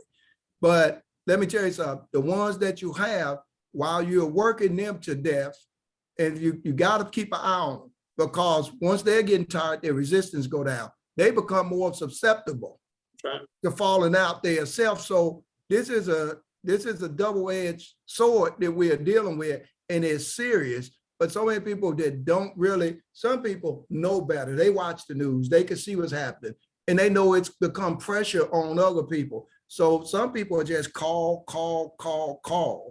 And we have that up here in this office, same person, same calls about something that they are trying to get to. And they've done everything to try to prioritize a lot of things where public works or utilities can help each other. That's been good. But Todd and his crew that's been up at Parks and Rec have taken on a lot of responsibility in trying to help with the grass cutting and everything else like that. So they get out here and they try to help each other with their responsibilities and taking care of things. But at the same time, all these people are from families. And somebody somewhere got to understand that the city don't operate off of machines. It operates from people. And people control the machines. That's when right. they go down and get messed up. But with other folks not wanting to understand that, all I can do is say we're doing the best that we can do at this point in time. And my job is to make sure we really are trying to do that. Well, that's what I told the people. I said, we're getting to everything. That's why I was asking Miss Angel a while ago about if they were planned repairs, emergency repairs. I said, we're getting to everything that we have to get to. And that's your emergency repairs. That's your emergency things. I said, these things that are planned, I said, unfortunately, I said, some of that's going to be not gotten to right now because there's other things that are more important. I said, you know, a lot of people, and there again, use this analogy, you know, you need to cut your grass maybe once a week, but if it rains 6, 7, 8 days in a row, you can't cut your grass every week. There you go. So, I mean, you know, right now we've got to do the emergency repairs, stay ahead of everything and keep the city going, and that we are down on people. And I told them, I said, you know, your son-in-law, your brother-in-law and all that's not working, it's got a pretty good education, can pass a drug test and a background check. I said, send them right down here on Broad Street. I said, we can put them to work. And then you won't have to ask me these questions why this is not done or that's not done, because it's just the situation we're in. And like you said, there is no time limit for it to get better. There is no time limit on that. Hey, Mr. Hunter, when COVID testing, how was HR notified through these 3 people? I think I heard Ms. Stephanie saying, did they call and said they had been tested positive for COVID? Are we doing mandatory? We enter the buildings or temperatures? Yes, ma'am. No, ma'am. Tell her the protocol. Yeah. So if you're exposed to a positive, you have to report that. Or if you're symptomatic, you aren't supposed to come to work with symptoms, and you would go get a test depending on when you were exposed or when your symptoms started. And those particular individuals called and said they were symptomatic, and they went and got a test and were positive and would not be able to come to work. Okay. Mm-hmm. That's for people being honest. Yeah. But at the same time, when we find out it hadn't been that way, they no longer work here. That's right. Yeah, we've had a few to do that. That's correct. So we Uh-huh. have everything in place, but as far as who's gonna be honest and who's not, we have no control over that. Well, I know they make you get tested, because when Patrick had it, I stayed quarantined, and then I had to go get a test, and had to take it across the street to the HR and let them look at it to make sure that it was that way. And that's the only fair way to be. I That's should not be able to come into a room and possibly affect other people. That's right. And that's just, as the mayor always says, that's caring about others before yourself. You have to have that attitude. And if you Well, don't have one of that the things attitude, too, you're just doing wrong to begin with. Every employer is feeling this crunch. I can tell you, in the banking business, we've had to close lobbies and just have the drive-throughs open because you just don't have the workforce. And this thing is serious, very serious. And so, and I'm glad you brought that up, Steve. One of the things, so we can make sure we're all on the same page. I know probably a lot of you all, just like myself, has been getting calls about grass being cut, particularly in graveyards. So the message that I tell them is say, look, we get to it when we can. It's the workforce. Everybody feeling it. But there's other things that are more mission critical that has to be done, as Steve alluded to. So you have to take care of that. But it's real, and the thing we say to them is true, that we'll get to it when we can, when certain things, because we're just, the workforce is now, and that's everywhere that I know of. It's bad as it is. I can tell you, last week, in fact, this morning, I had to, not that it matters to me, I had to run a teller window because we're short of people. And when a person calls in, the protocol is you cannot come into any other building if you've been around someone who has tested positive or if you're feeling some kind of symptom. And I agree with that 100%, because you don't want to affect all other people. But let's all be on the same page, council. Just we'll get through some things when we can get to them, because our workforce is down, which is the truth. As you said, Steve, it's the truth. But one of our biggest on the same page. Mayor, one of our biggest critics, without any names, Stephanie, we talked about it this morning, one of the biggest critics against government that we knew had put a lot of information out there on websites and everything else about government controlling your shots and here and there and whatever, and they trying to take you over, and they're totally against the vaccination and people shouldn't take it and whatever, died as a young man yesterday. 48 years old. Yeah. Well, let's make sure we're on the same page, which is the truth. Our workforce we're struggling with our workforce, which is the truth. Everybody, Mayor, if I can say this, I've got 4 people cutting grass today on right of way. That's how, I'm really, if I have my full staff for right of way crew and my seasonal that I should have now, that's right around 18 people. I have 4 people cutting grass. I have 2 people in my cemetery crew division. So that's what we're working with. We've got to pick up the debris on the sides of the road. So I've got to pull people from that right of way crew to get on the back of those trucks. But yeah, we're hurt. It's real. And you know something, you work 20% of your employees, basically, is what you do. And most of the time, like I say, that number go up every day because we have a list of call outs every day. Right. So, that's so different. When she was talking about positions, she was talking about positions that's not filled. That has nothing to do with the other percentage of call outs every day. Right. That numbers are higher. And let me tell you something. We have sat down and put together plans to try to give people second and third chances that's been in prison and everywhere else. We have done it, put it in place. If we can squeeze 1 employee out of 10 interviews or 10 things, or if they'll show up, and some people, you got to understand our system, you have a lot of people out there that's got to be able to have something marked on a piece of paper for unemployment to say they were looking for a job. So they waste a lot of our time at HR coming there because they do the paperwork, try to get them in, have high hopes, and they don't show back up. Right. So you got that system that's going along with all this other stuff. So it's part of the whole tragedy of the workforce that we have going on in America. And like I say, we're worried about here trying to get things taken care of and done, but it's gonna come down to it, you know, it's gonna run, I hate to be saying this, but we're undisciplined people. I said this last year to y'all. We, you know, as a whole, people they don't listen and they don't want to listen. And it's getting to be a bad situation, but it's discouraging to see what the workforce has gone to and trying It to makes get y'all people. job harder too, because y'all not only have to do your regular job that comes in every day, you've got to reorganize the Yeah. problems that come in every day from the lack of workforce. And Yeah. like Sandra was fixing to say, it's not just to do with COVID. Everybody doesn't get contact COVID. Everybody doesn't come in contact. You got people with vacations. You got people that just need time off from work. You got a person occasionally needs to take a sick day. They got a sinus issue. They are, you know, upset stomach. It's not just necessarily COVID. Bingo. But you can't tell them they got Bingo. to work and they're sick. I mean, And and we we got- make them feel responsible to have to. That's This wrong is- to make them feel that way. And those call outs are coming from too. We got a lot of personnel here that's raising families.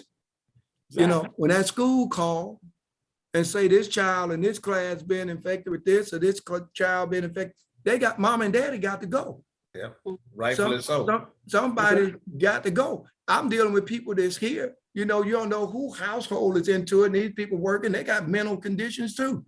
You know, it's like who's gonna take shot, who ain't gonna take shot, who's mad with who's not, who's finna get a divorce about it, and the whole stuff.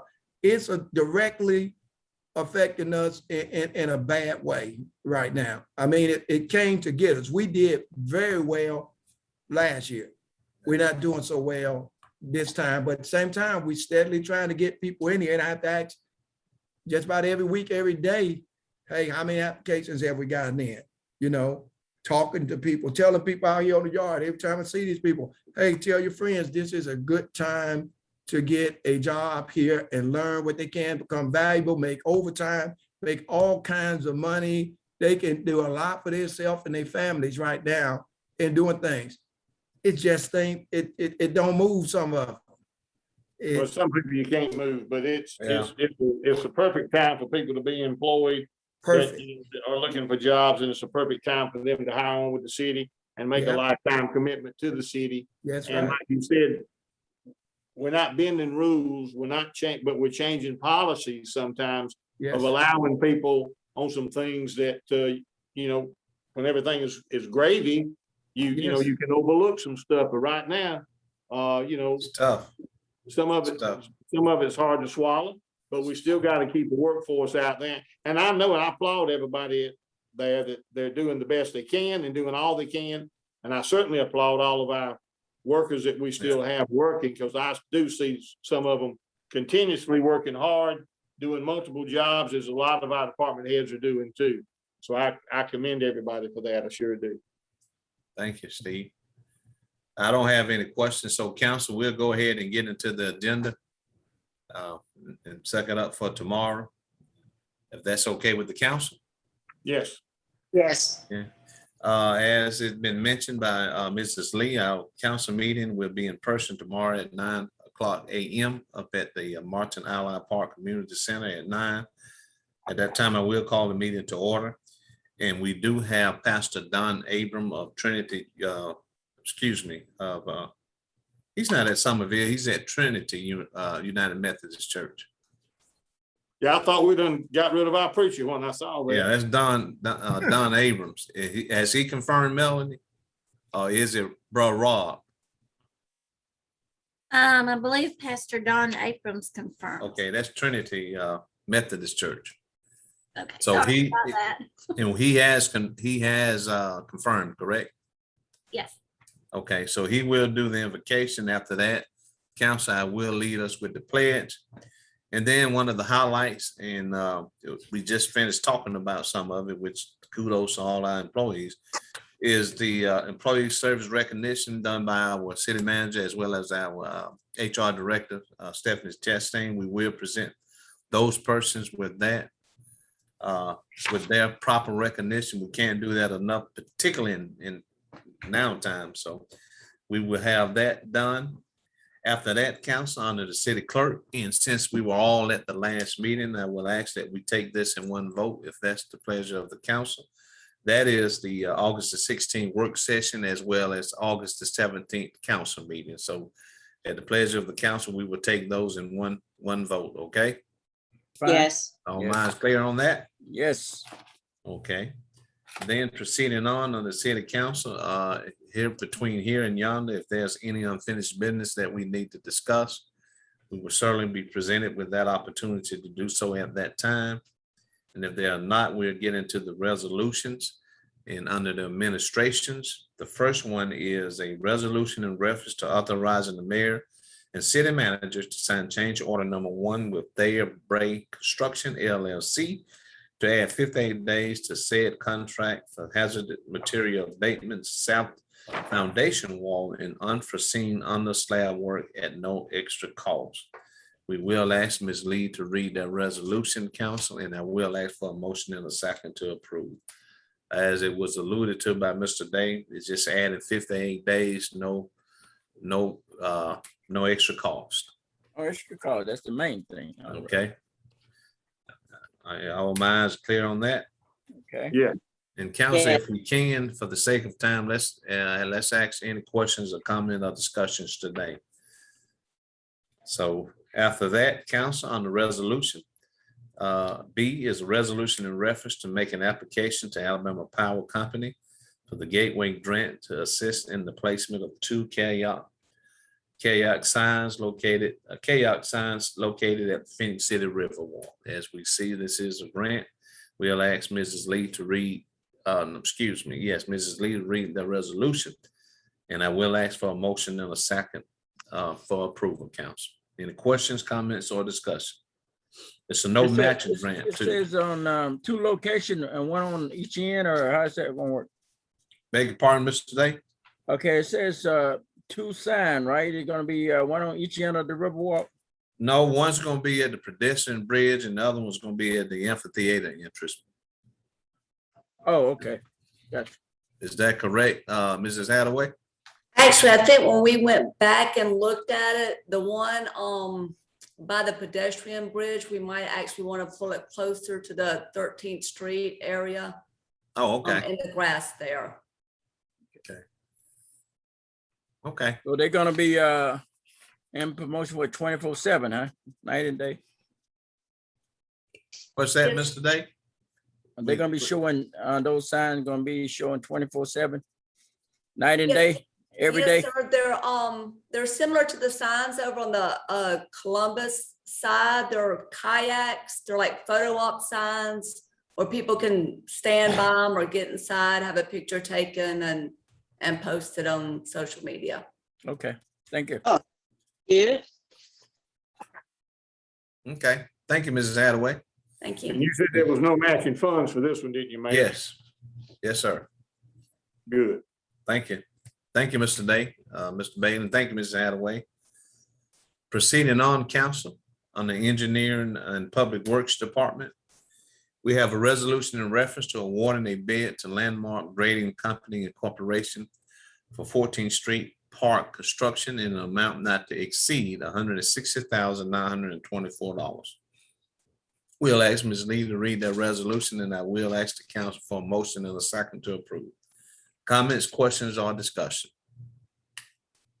Yeah, I was looking at what both the companies turned in, and the one that we're using looked like we're saving about 33% of what the other one. Yeah. It's way it's high. I mean, it's the other one. Earth State was- About 33% Yeah. less. So Yes. so fortunately, this one worked out the opposite of what some of these things have been doing to us lately. They've been going the other way. Yeah. This one actually went in our favor, correct? We had originally budgeted for this, Mr. Bailey, 150,000. So That's it close. was a little over, but not nearly as much as what we've been seeing. Yeah, Yeah. that's what I was talking about. That we've been budgeting something 150 and they come in at 300 with all this I can't call it anything but price gouging sometimes. That's what it is. Taking advantage of a situation is the way I look at it. Not that the other company was trying to do that, but I know some of these companies, when they back out on us to come back at us again, in my opinion, that's what they're doing. And I just think that's unfair. I don't think you should be able to do that, but That's I right. guess if it's legal, you can. Well, that the purpose of getting 3 bids, I guess. Well, these two here, you see how high the other one was? Yeah. So you're right, Steve.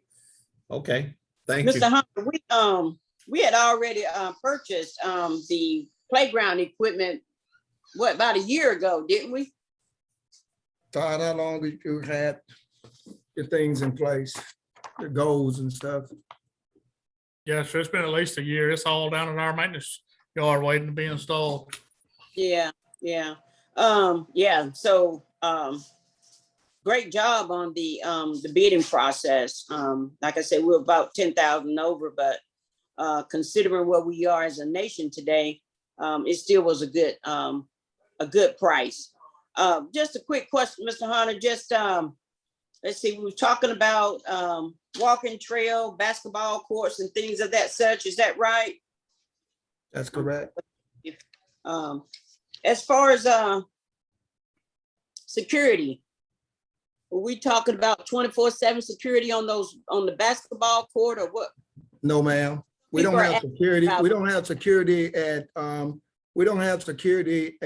of them except for the actually the lake and the Riverwalk. We don't have it. The inside parks like that, whether it's Fifth Avenue or whatever. No, ma'am, we don't. Okay, I just wanted to put this out there because just a few people had approached me about it. Because well, at least I have been talking about, the park that's coming, basketball court, walking trail, sitting area, things where you can go and have family oriented events and such. So with that not being on a major road and not monitored, via security surveillance and such, some people are saying that it might be turning to a grounds for crime. It could turn to that if the neighborhood don't get together and do something for themselves and try their best to watch it. We plan to put cameras out there, Ms. Johnson, but you know something? We can't have people everywhere, sit down 24/7 watching, because people can do things right up under your eyes, but at the same time, it's going to be a community park. I hope we can gather the community up enough to take pride in it, and the people that live across the street would make phone calls so the police can respond there if we have a problem. But this is one of those situations where people want to have nice things around and taken care of, and then when you get ready to do them or you put them in place, that becomes a problem also. So I'm hoping the community will embrace this like they have in several other places to try to get it done. But we're dealing with, like I say, we're dealing with human beings. So it can become that if we allow it to become that. Hopefully it won't, but I don't know what people want. People can't sit in a place 24/7, even up at the lake as big as it is and the things we have going on up there, because it's such a large vineyard, to where I don't know the answer to that anymore. Mrs. Johnson, I think, Mrs. Johnson, you said a key point. It's not on a major throwaway to me. Just to me, if we can rally the community to take the ownership, it should be easier to make sure that one is being watched more based on the other ones that we have the major throwaway. I think it would be incumbent that because of where it is, it would be, to me, much easier to have protected by the community more so than the other ones that we do have based on where it's located. So I think it would be something that just engaged into an entire community in that area, just put it upon them. To me, it would be easier to do it that way than with some of the other areas that we have with the parks. You're right, Mayor, and we still have a lot of people that is going to embrace this this new park, this improvement in the district, this improvement in Phenix City. So a lot of people are on the positive end, but again, you still got some people that will say things like again, and rightfully so, they are concerned about security and ongoing or potential crime. But I am anyway, again, just trying to embrace and get everyone in the community involved in this new improvement. This is what we call improvement in our district. And a lot of people are on the positive end when it comes to having something for our children to do, because we hear that from time to time. We don't have anything for our children to do. We don't have any places to go. We got a lot of places to go. We got a few things to do, but we're improving the things and the quality of life and events that we want to have here in Phenix City. I had asked a couple of people, couple of people asked me, where's our art park? So again, I had to remind them where the art park was. What parks do we have in Phenix City? So we will. And I know a lot of people in the community want to see it grow and develop into something very nice or nicer. We have a great place where we live, and I think a lot of people will embrace it. I did want to just, again, put that disclaimer out there because some people are concerned about the future of potential crime. Well, And the again, other option was to make it, the other option was to make it a cemetery. We're looking for cemetery space. And we didn't think so. It's a significant thing about that particular piece of property that was there that we had sealed off years ago. That used to be Ku Klux Hill.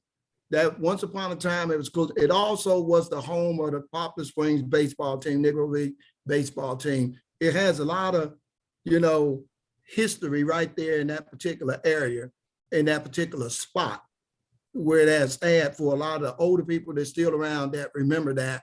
So I know a lot of them they're still really living and been around there. Once they see the beautification that comes to it, they're going to enjoy that. And some of the structures that's across the street where those people are doing reconstructing their homes and making them look real well and look nice, it's also got an isolated area there where they can see things that's going on, and they'll be in their homes where if something went the wrong way, they could call the police or something, and it can become hopefully a part of where the police is going to be at, riding a lot, going through on their regular patrols. Hopefully with kids being there, they'll be able to get out the car. The whole system is looking at them being able to get out of their cars and talk to the kids and having that presence that's going to be there somewhere they can park also when they're patrolling and excuse me, and use their laptop computers to do their work at, being on site right there and having that presence there. So that's something that has to be worked out. That's the functions of this when you have that. Now, one thing we got knocked on years ago when we had to study up against 7 other cities, we have a vibrant park system for a city our size.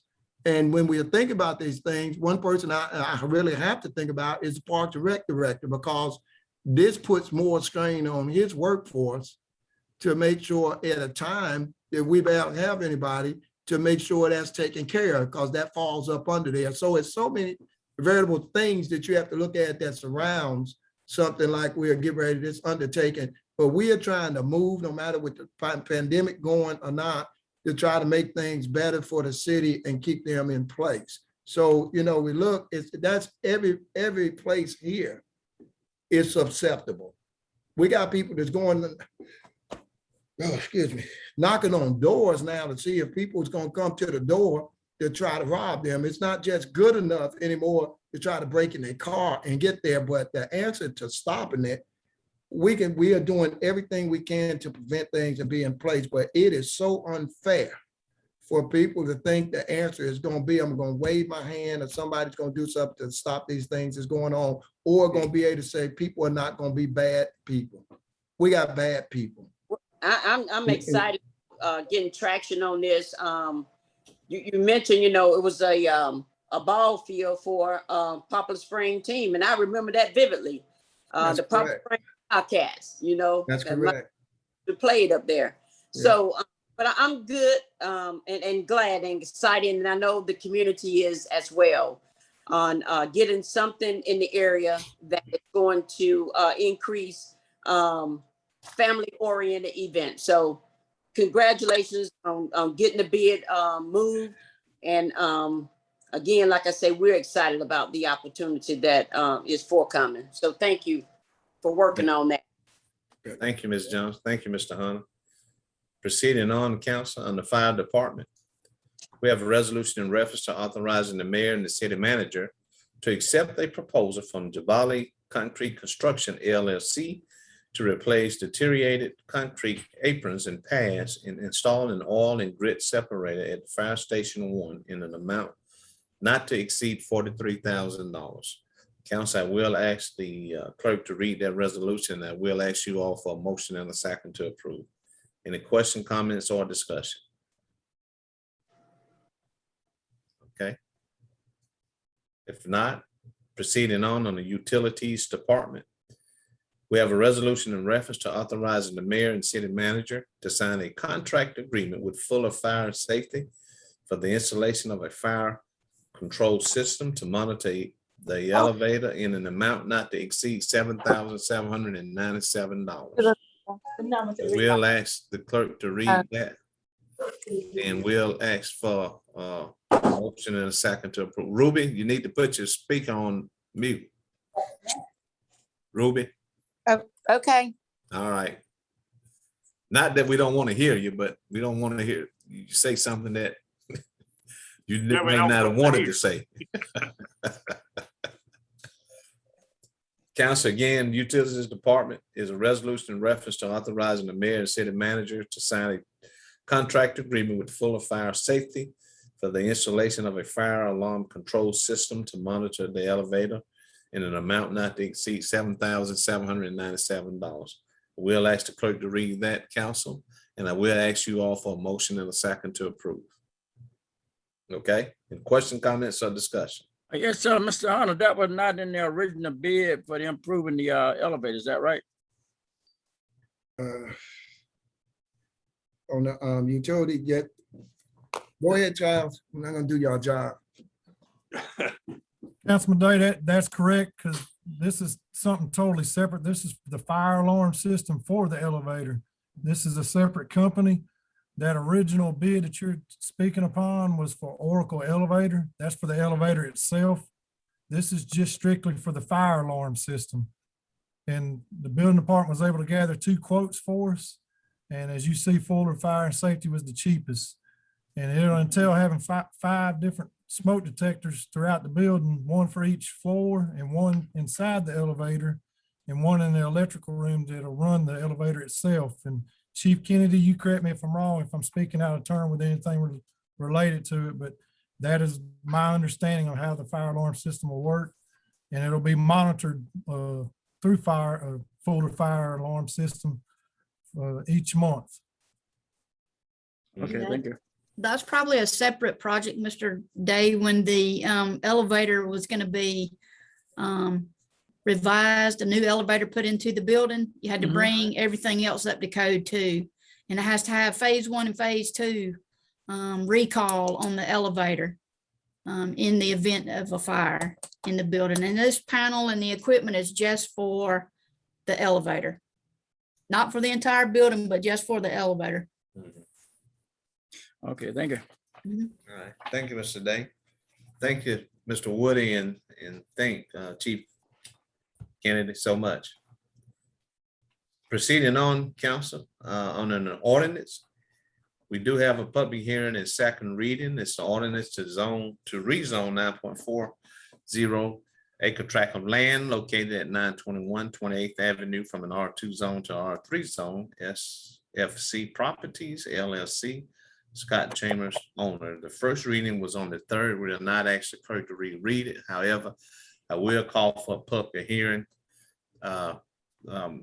Council, if anyone would like to come and address the council, give them that opportunity, okay? Is that all right, council? Yes. All right, so we will not ask the clerk to reread it, but we will allow for the public hearing. Any question? Mayor, let me ask you this. When you say allow for the public hearing tomorrow, they're gonna be in person or on the phone? No, we're meeting in person. We're meeting at the So wrong. no, what I'm saying is the person they're gonna approach the council. No, since we're meeting, that's one of the things we decided. Correct me, council, if I'm wrong. Based on this, we discussed whether to have this meeting, this one, and the next meeting by Zoom or in person, but we all agreed due to the warranty of it and knowing that it's going to be a lot of people, particularly on the 21st, we decided collectively to meet in person. Am I correct, council? Remember that, Mayor. Thank you. And then for that reason, they'll probably be there, Mr. Day, if they want to. And if I may, Mayor, also, when these public hearings were set up, it was before the governor had come Exactly. out saying that we could Zoom again. Yeah, exactly. And we made a conscientious decision collectively with that understanding, and correct me, counsel, that due to I don't want to say the seriousness of this, but due to where it can show our forthrightness, we decided collectively to do these two in person. Yeah, you want for to be that fair reason. with both sides, correct? So Yes, you exactly. want both sides to have a say, so that's correct. Okay. Any other question, comments, or discussion? All right, proceeding on the board appointments. Personnel Review Board, we have 3 openings. Dimple Davis, Matty Arrington, and Dr. William Brooks. And I do know that the clerk has reached out to, I think, 2 of them. Am I correct, Melanie? Or all 3? I've had a brain cramp. I think we're going to reach out to them. Yes, Excuse me, I'm sorry, I got them I confused. think you have reached Yeah, out we to them. have. And they are all willing to serve again. We reached out to all 3 of them. All 3, okay. I couldn't remember whether it was 2 or 3, but they all agreed to serve. And so if the pleasure of the council, I would just ask that make a motion to reappoint them. And we would do them separately. And we need to decide who's going to nominate, or well, we'll just ask for a reappointment and I'll just take them separately. Okay, Okay, I won't ask for any that's fine. nomination, we'll just That's fine. ask for a I'll take care. reappointment. Go ahead. Okay, are you all clear on that? That's good, Council Griff, Steve, Vicky, Yeah. Arthur. Yes, sir. I'll It take is. it. Go ahead. All right, we won't ask for any nomination. I'll just ask for a motion in a second to approve the reappointment. Okay? And also under the Phenix City Planning Commission, Don Ivy, Melanie has reached out to him, so he's agreed to serve. And so what I'll do the same with that is ask for a motion and a second to reappoint Mr. Ivy. Is that okay, council? Yes. Okay.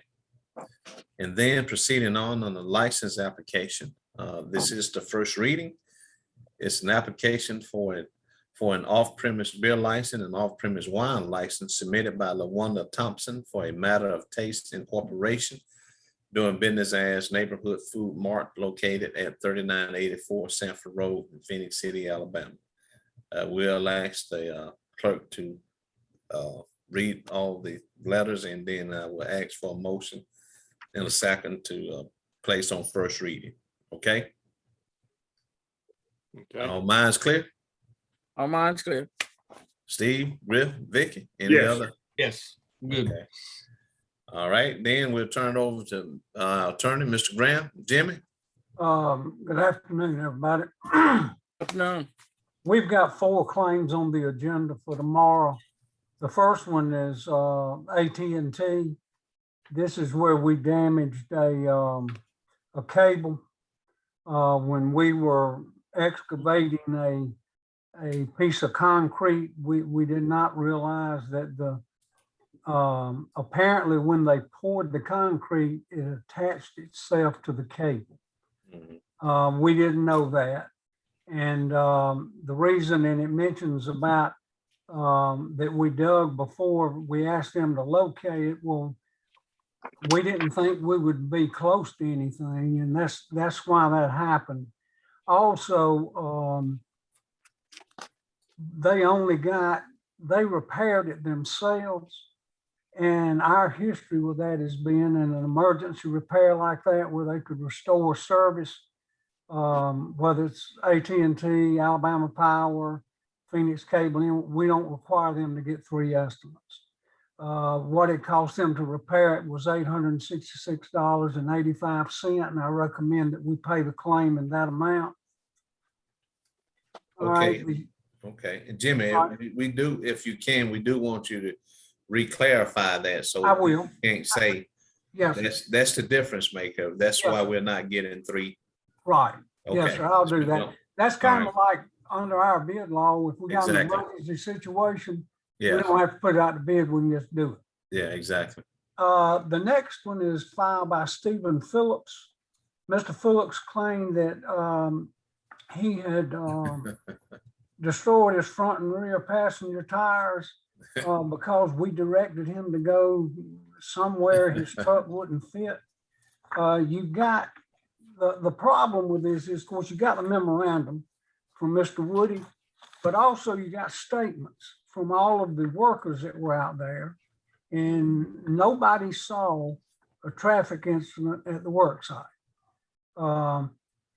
In the police report, Mr. Phillips stated that the vehicle was inoperable. Well, if it was inoperable then, it was inoperable when the two tires, he claims, burst there on the road. Nobody saw anything.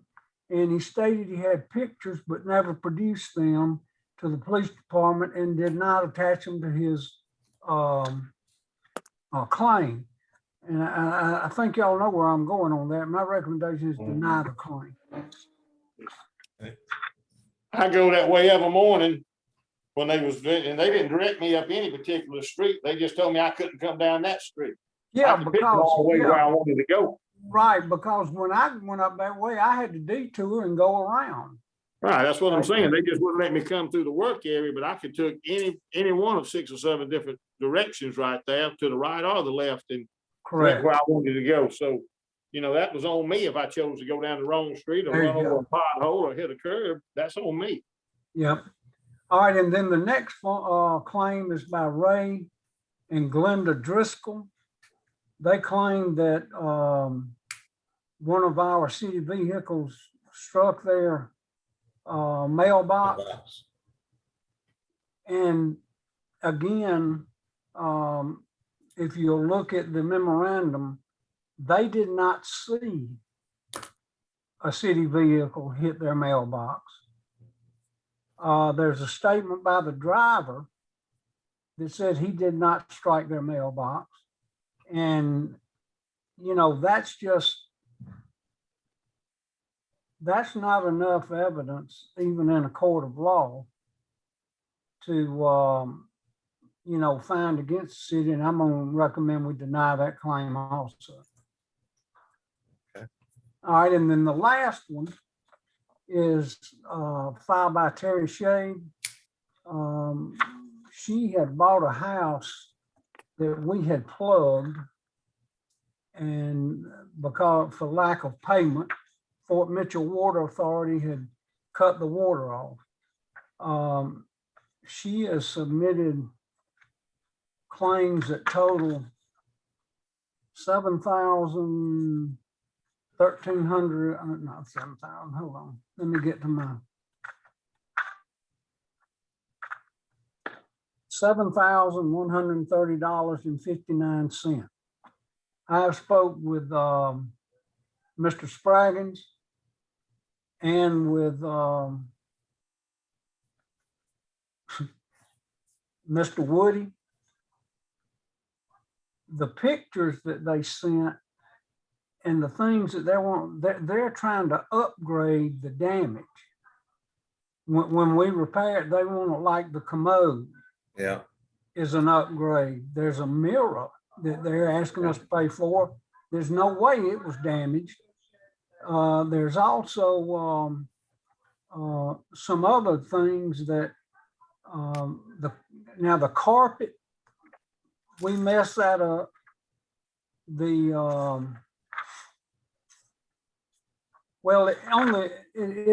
If you look at John's, it says, I believe paying the plumber's invoice and paying to replace the carpet, to clean the floor and vanity and replace the toilet seals should be sufficient. They want us to you know, replace the entire toilet, which there's no way water can damage that.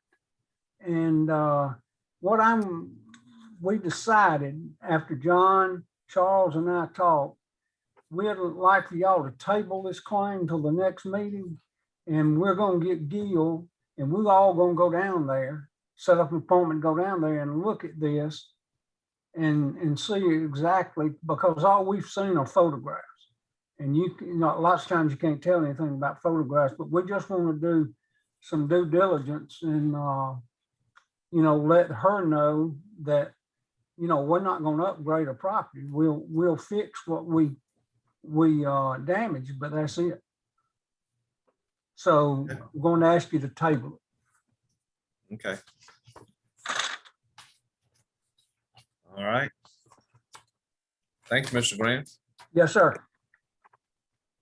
All right, council, anything before I ask for us to go into executive session for good name and character as well as economics development? Mr. Hunter, how long do we need to be in?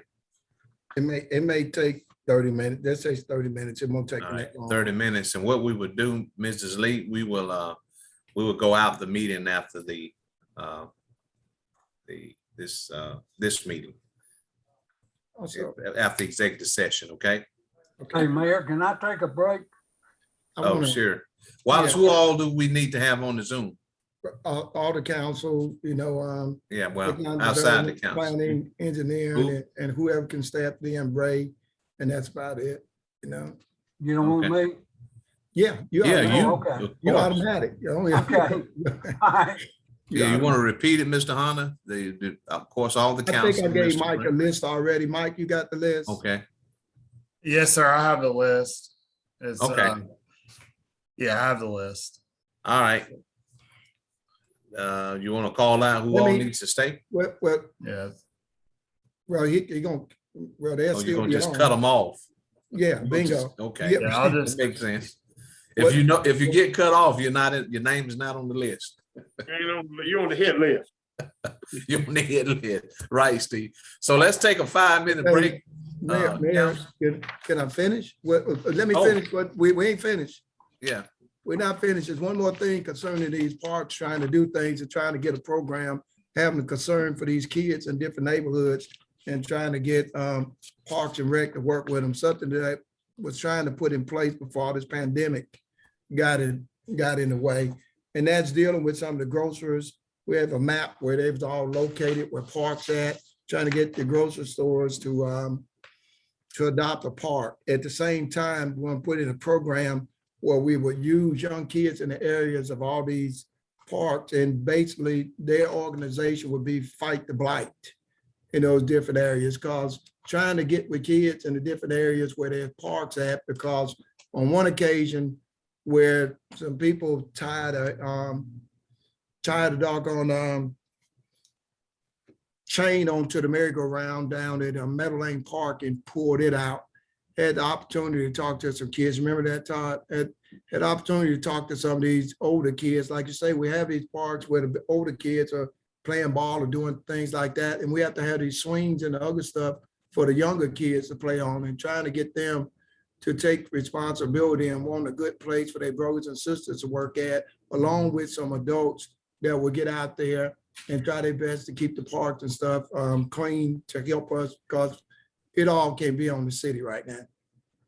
We got to go be back in the neighborhoods, teaching people that this is provided for you all to have a good place, and everybody's got their place and keeping them up.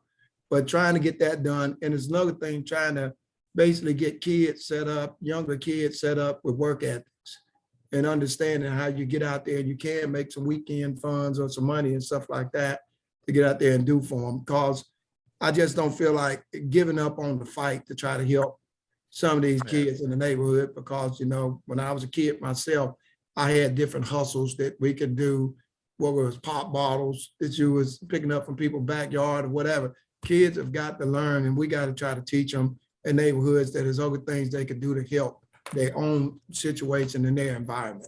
So I just wanted to tell y'all about that, because I feel like the things that we get ready to talk about in a few minutes are things to set us up and take care of if this thing ever go away. But we still got to work and take care of things we're supposed to,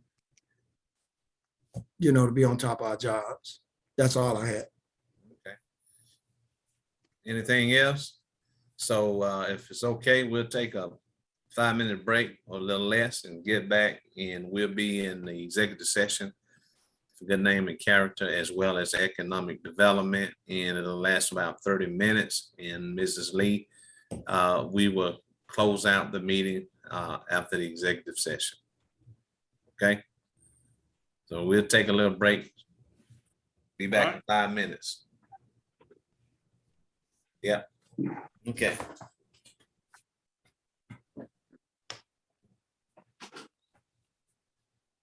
Mr. Hunter, when they come back, won't they have to do a motion and a second to go into executive session? Yes. Okay, that's what I thought. Yeah, there you go. Yeah, yes, they should have done that. But can they do it when they come back? Yeah. They can do it when they come back. Yeah. Good. Thank you, Melanie. Yes, sir.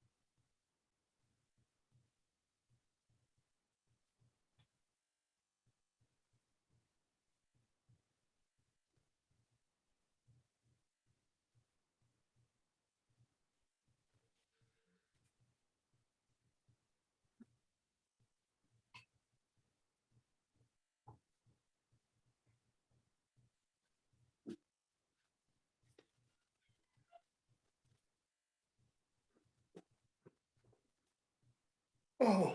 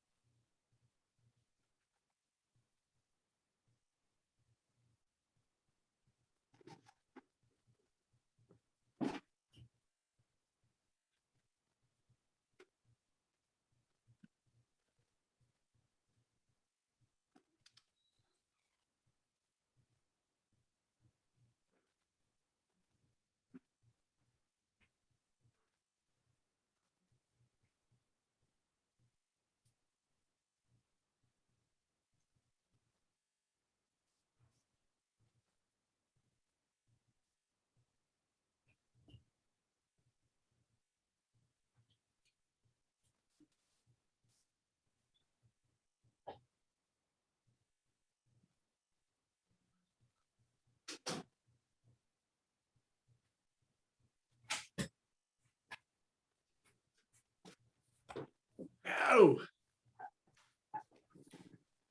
No. I'm glad you called that 5-minute break. I was going to have to call the plumber. Hey.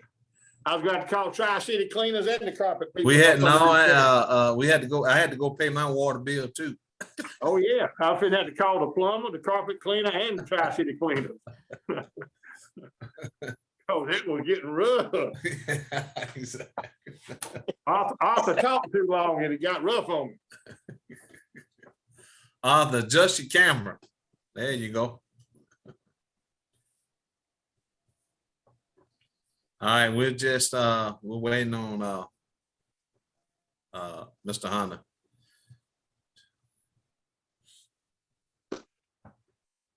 And Mayor, I think we're gonna need a motion in a second and a vote to go into executive Yeah, session. yeah, I am. I'm waiting till everybody get back.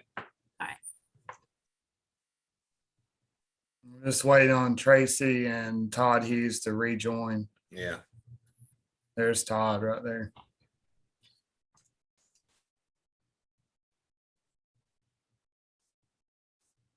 And Melanie, we're gonna go out with a motion in a second to adjourn too.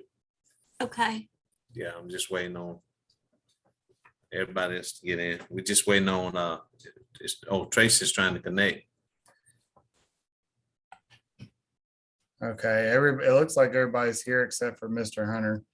No, he's here. We wait Well, I on mean, Mrs. oh, there he is. Mrs. Hathaway. See, you on, Mrs. Hathaway? Oh, yeah, okay, we see you.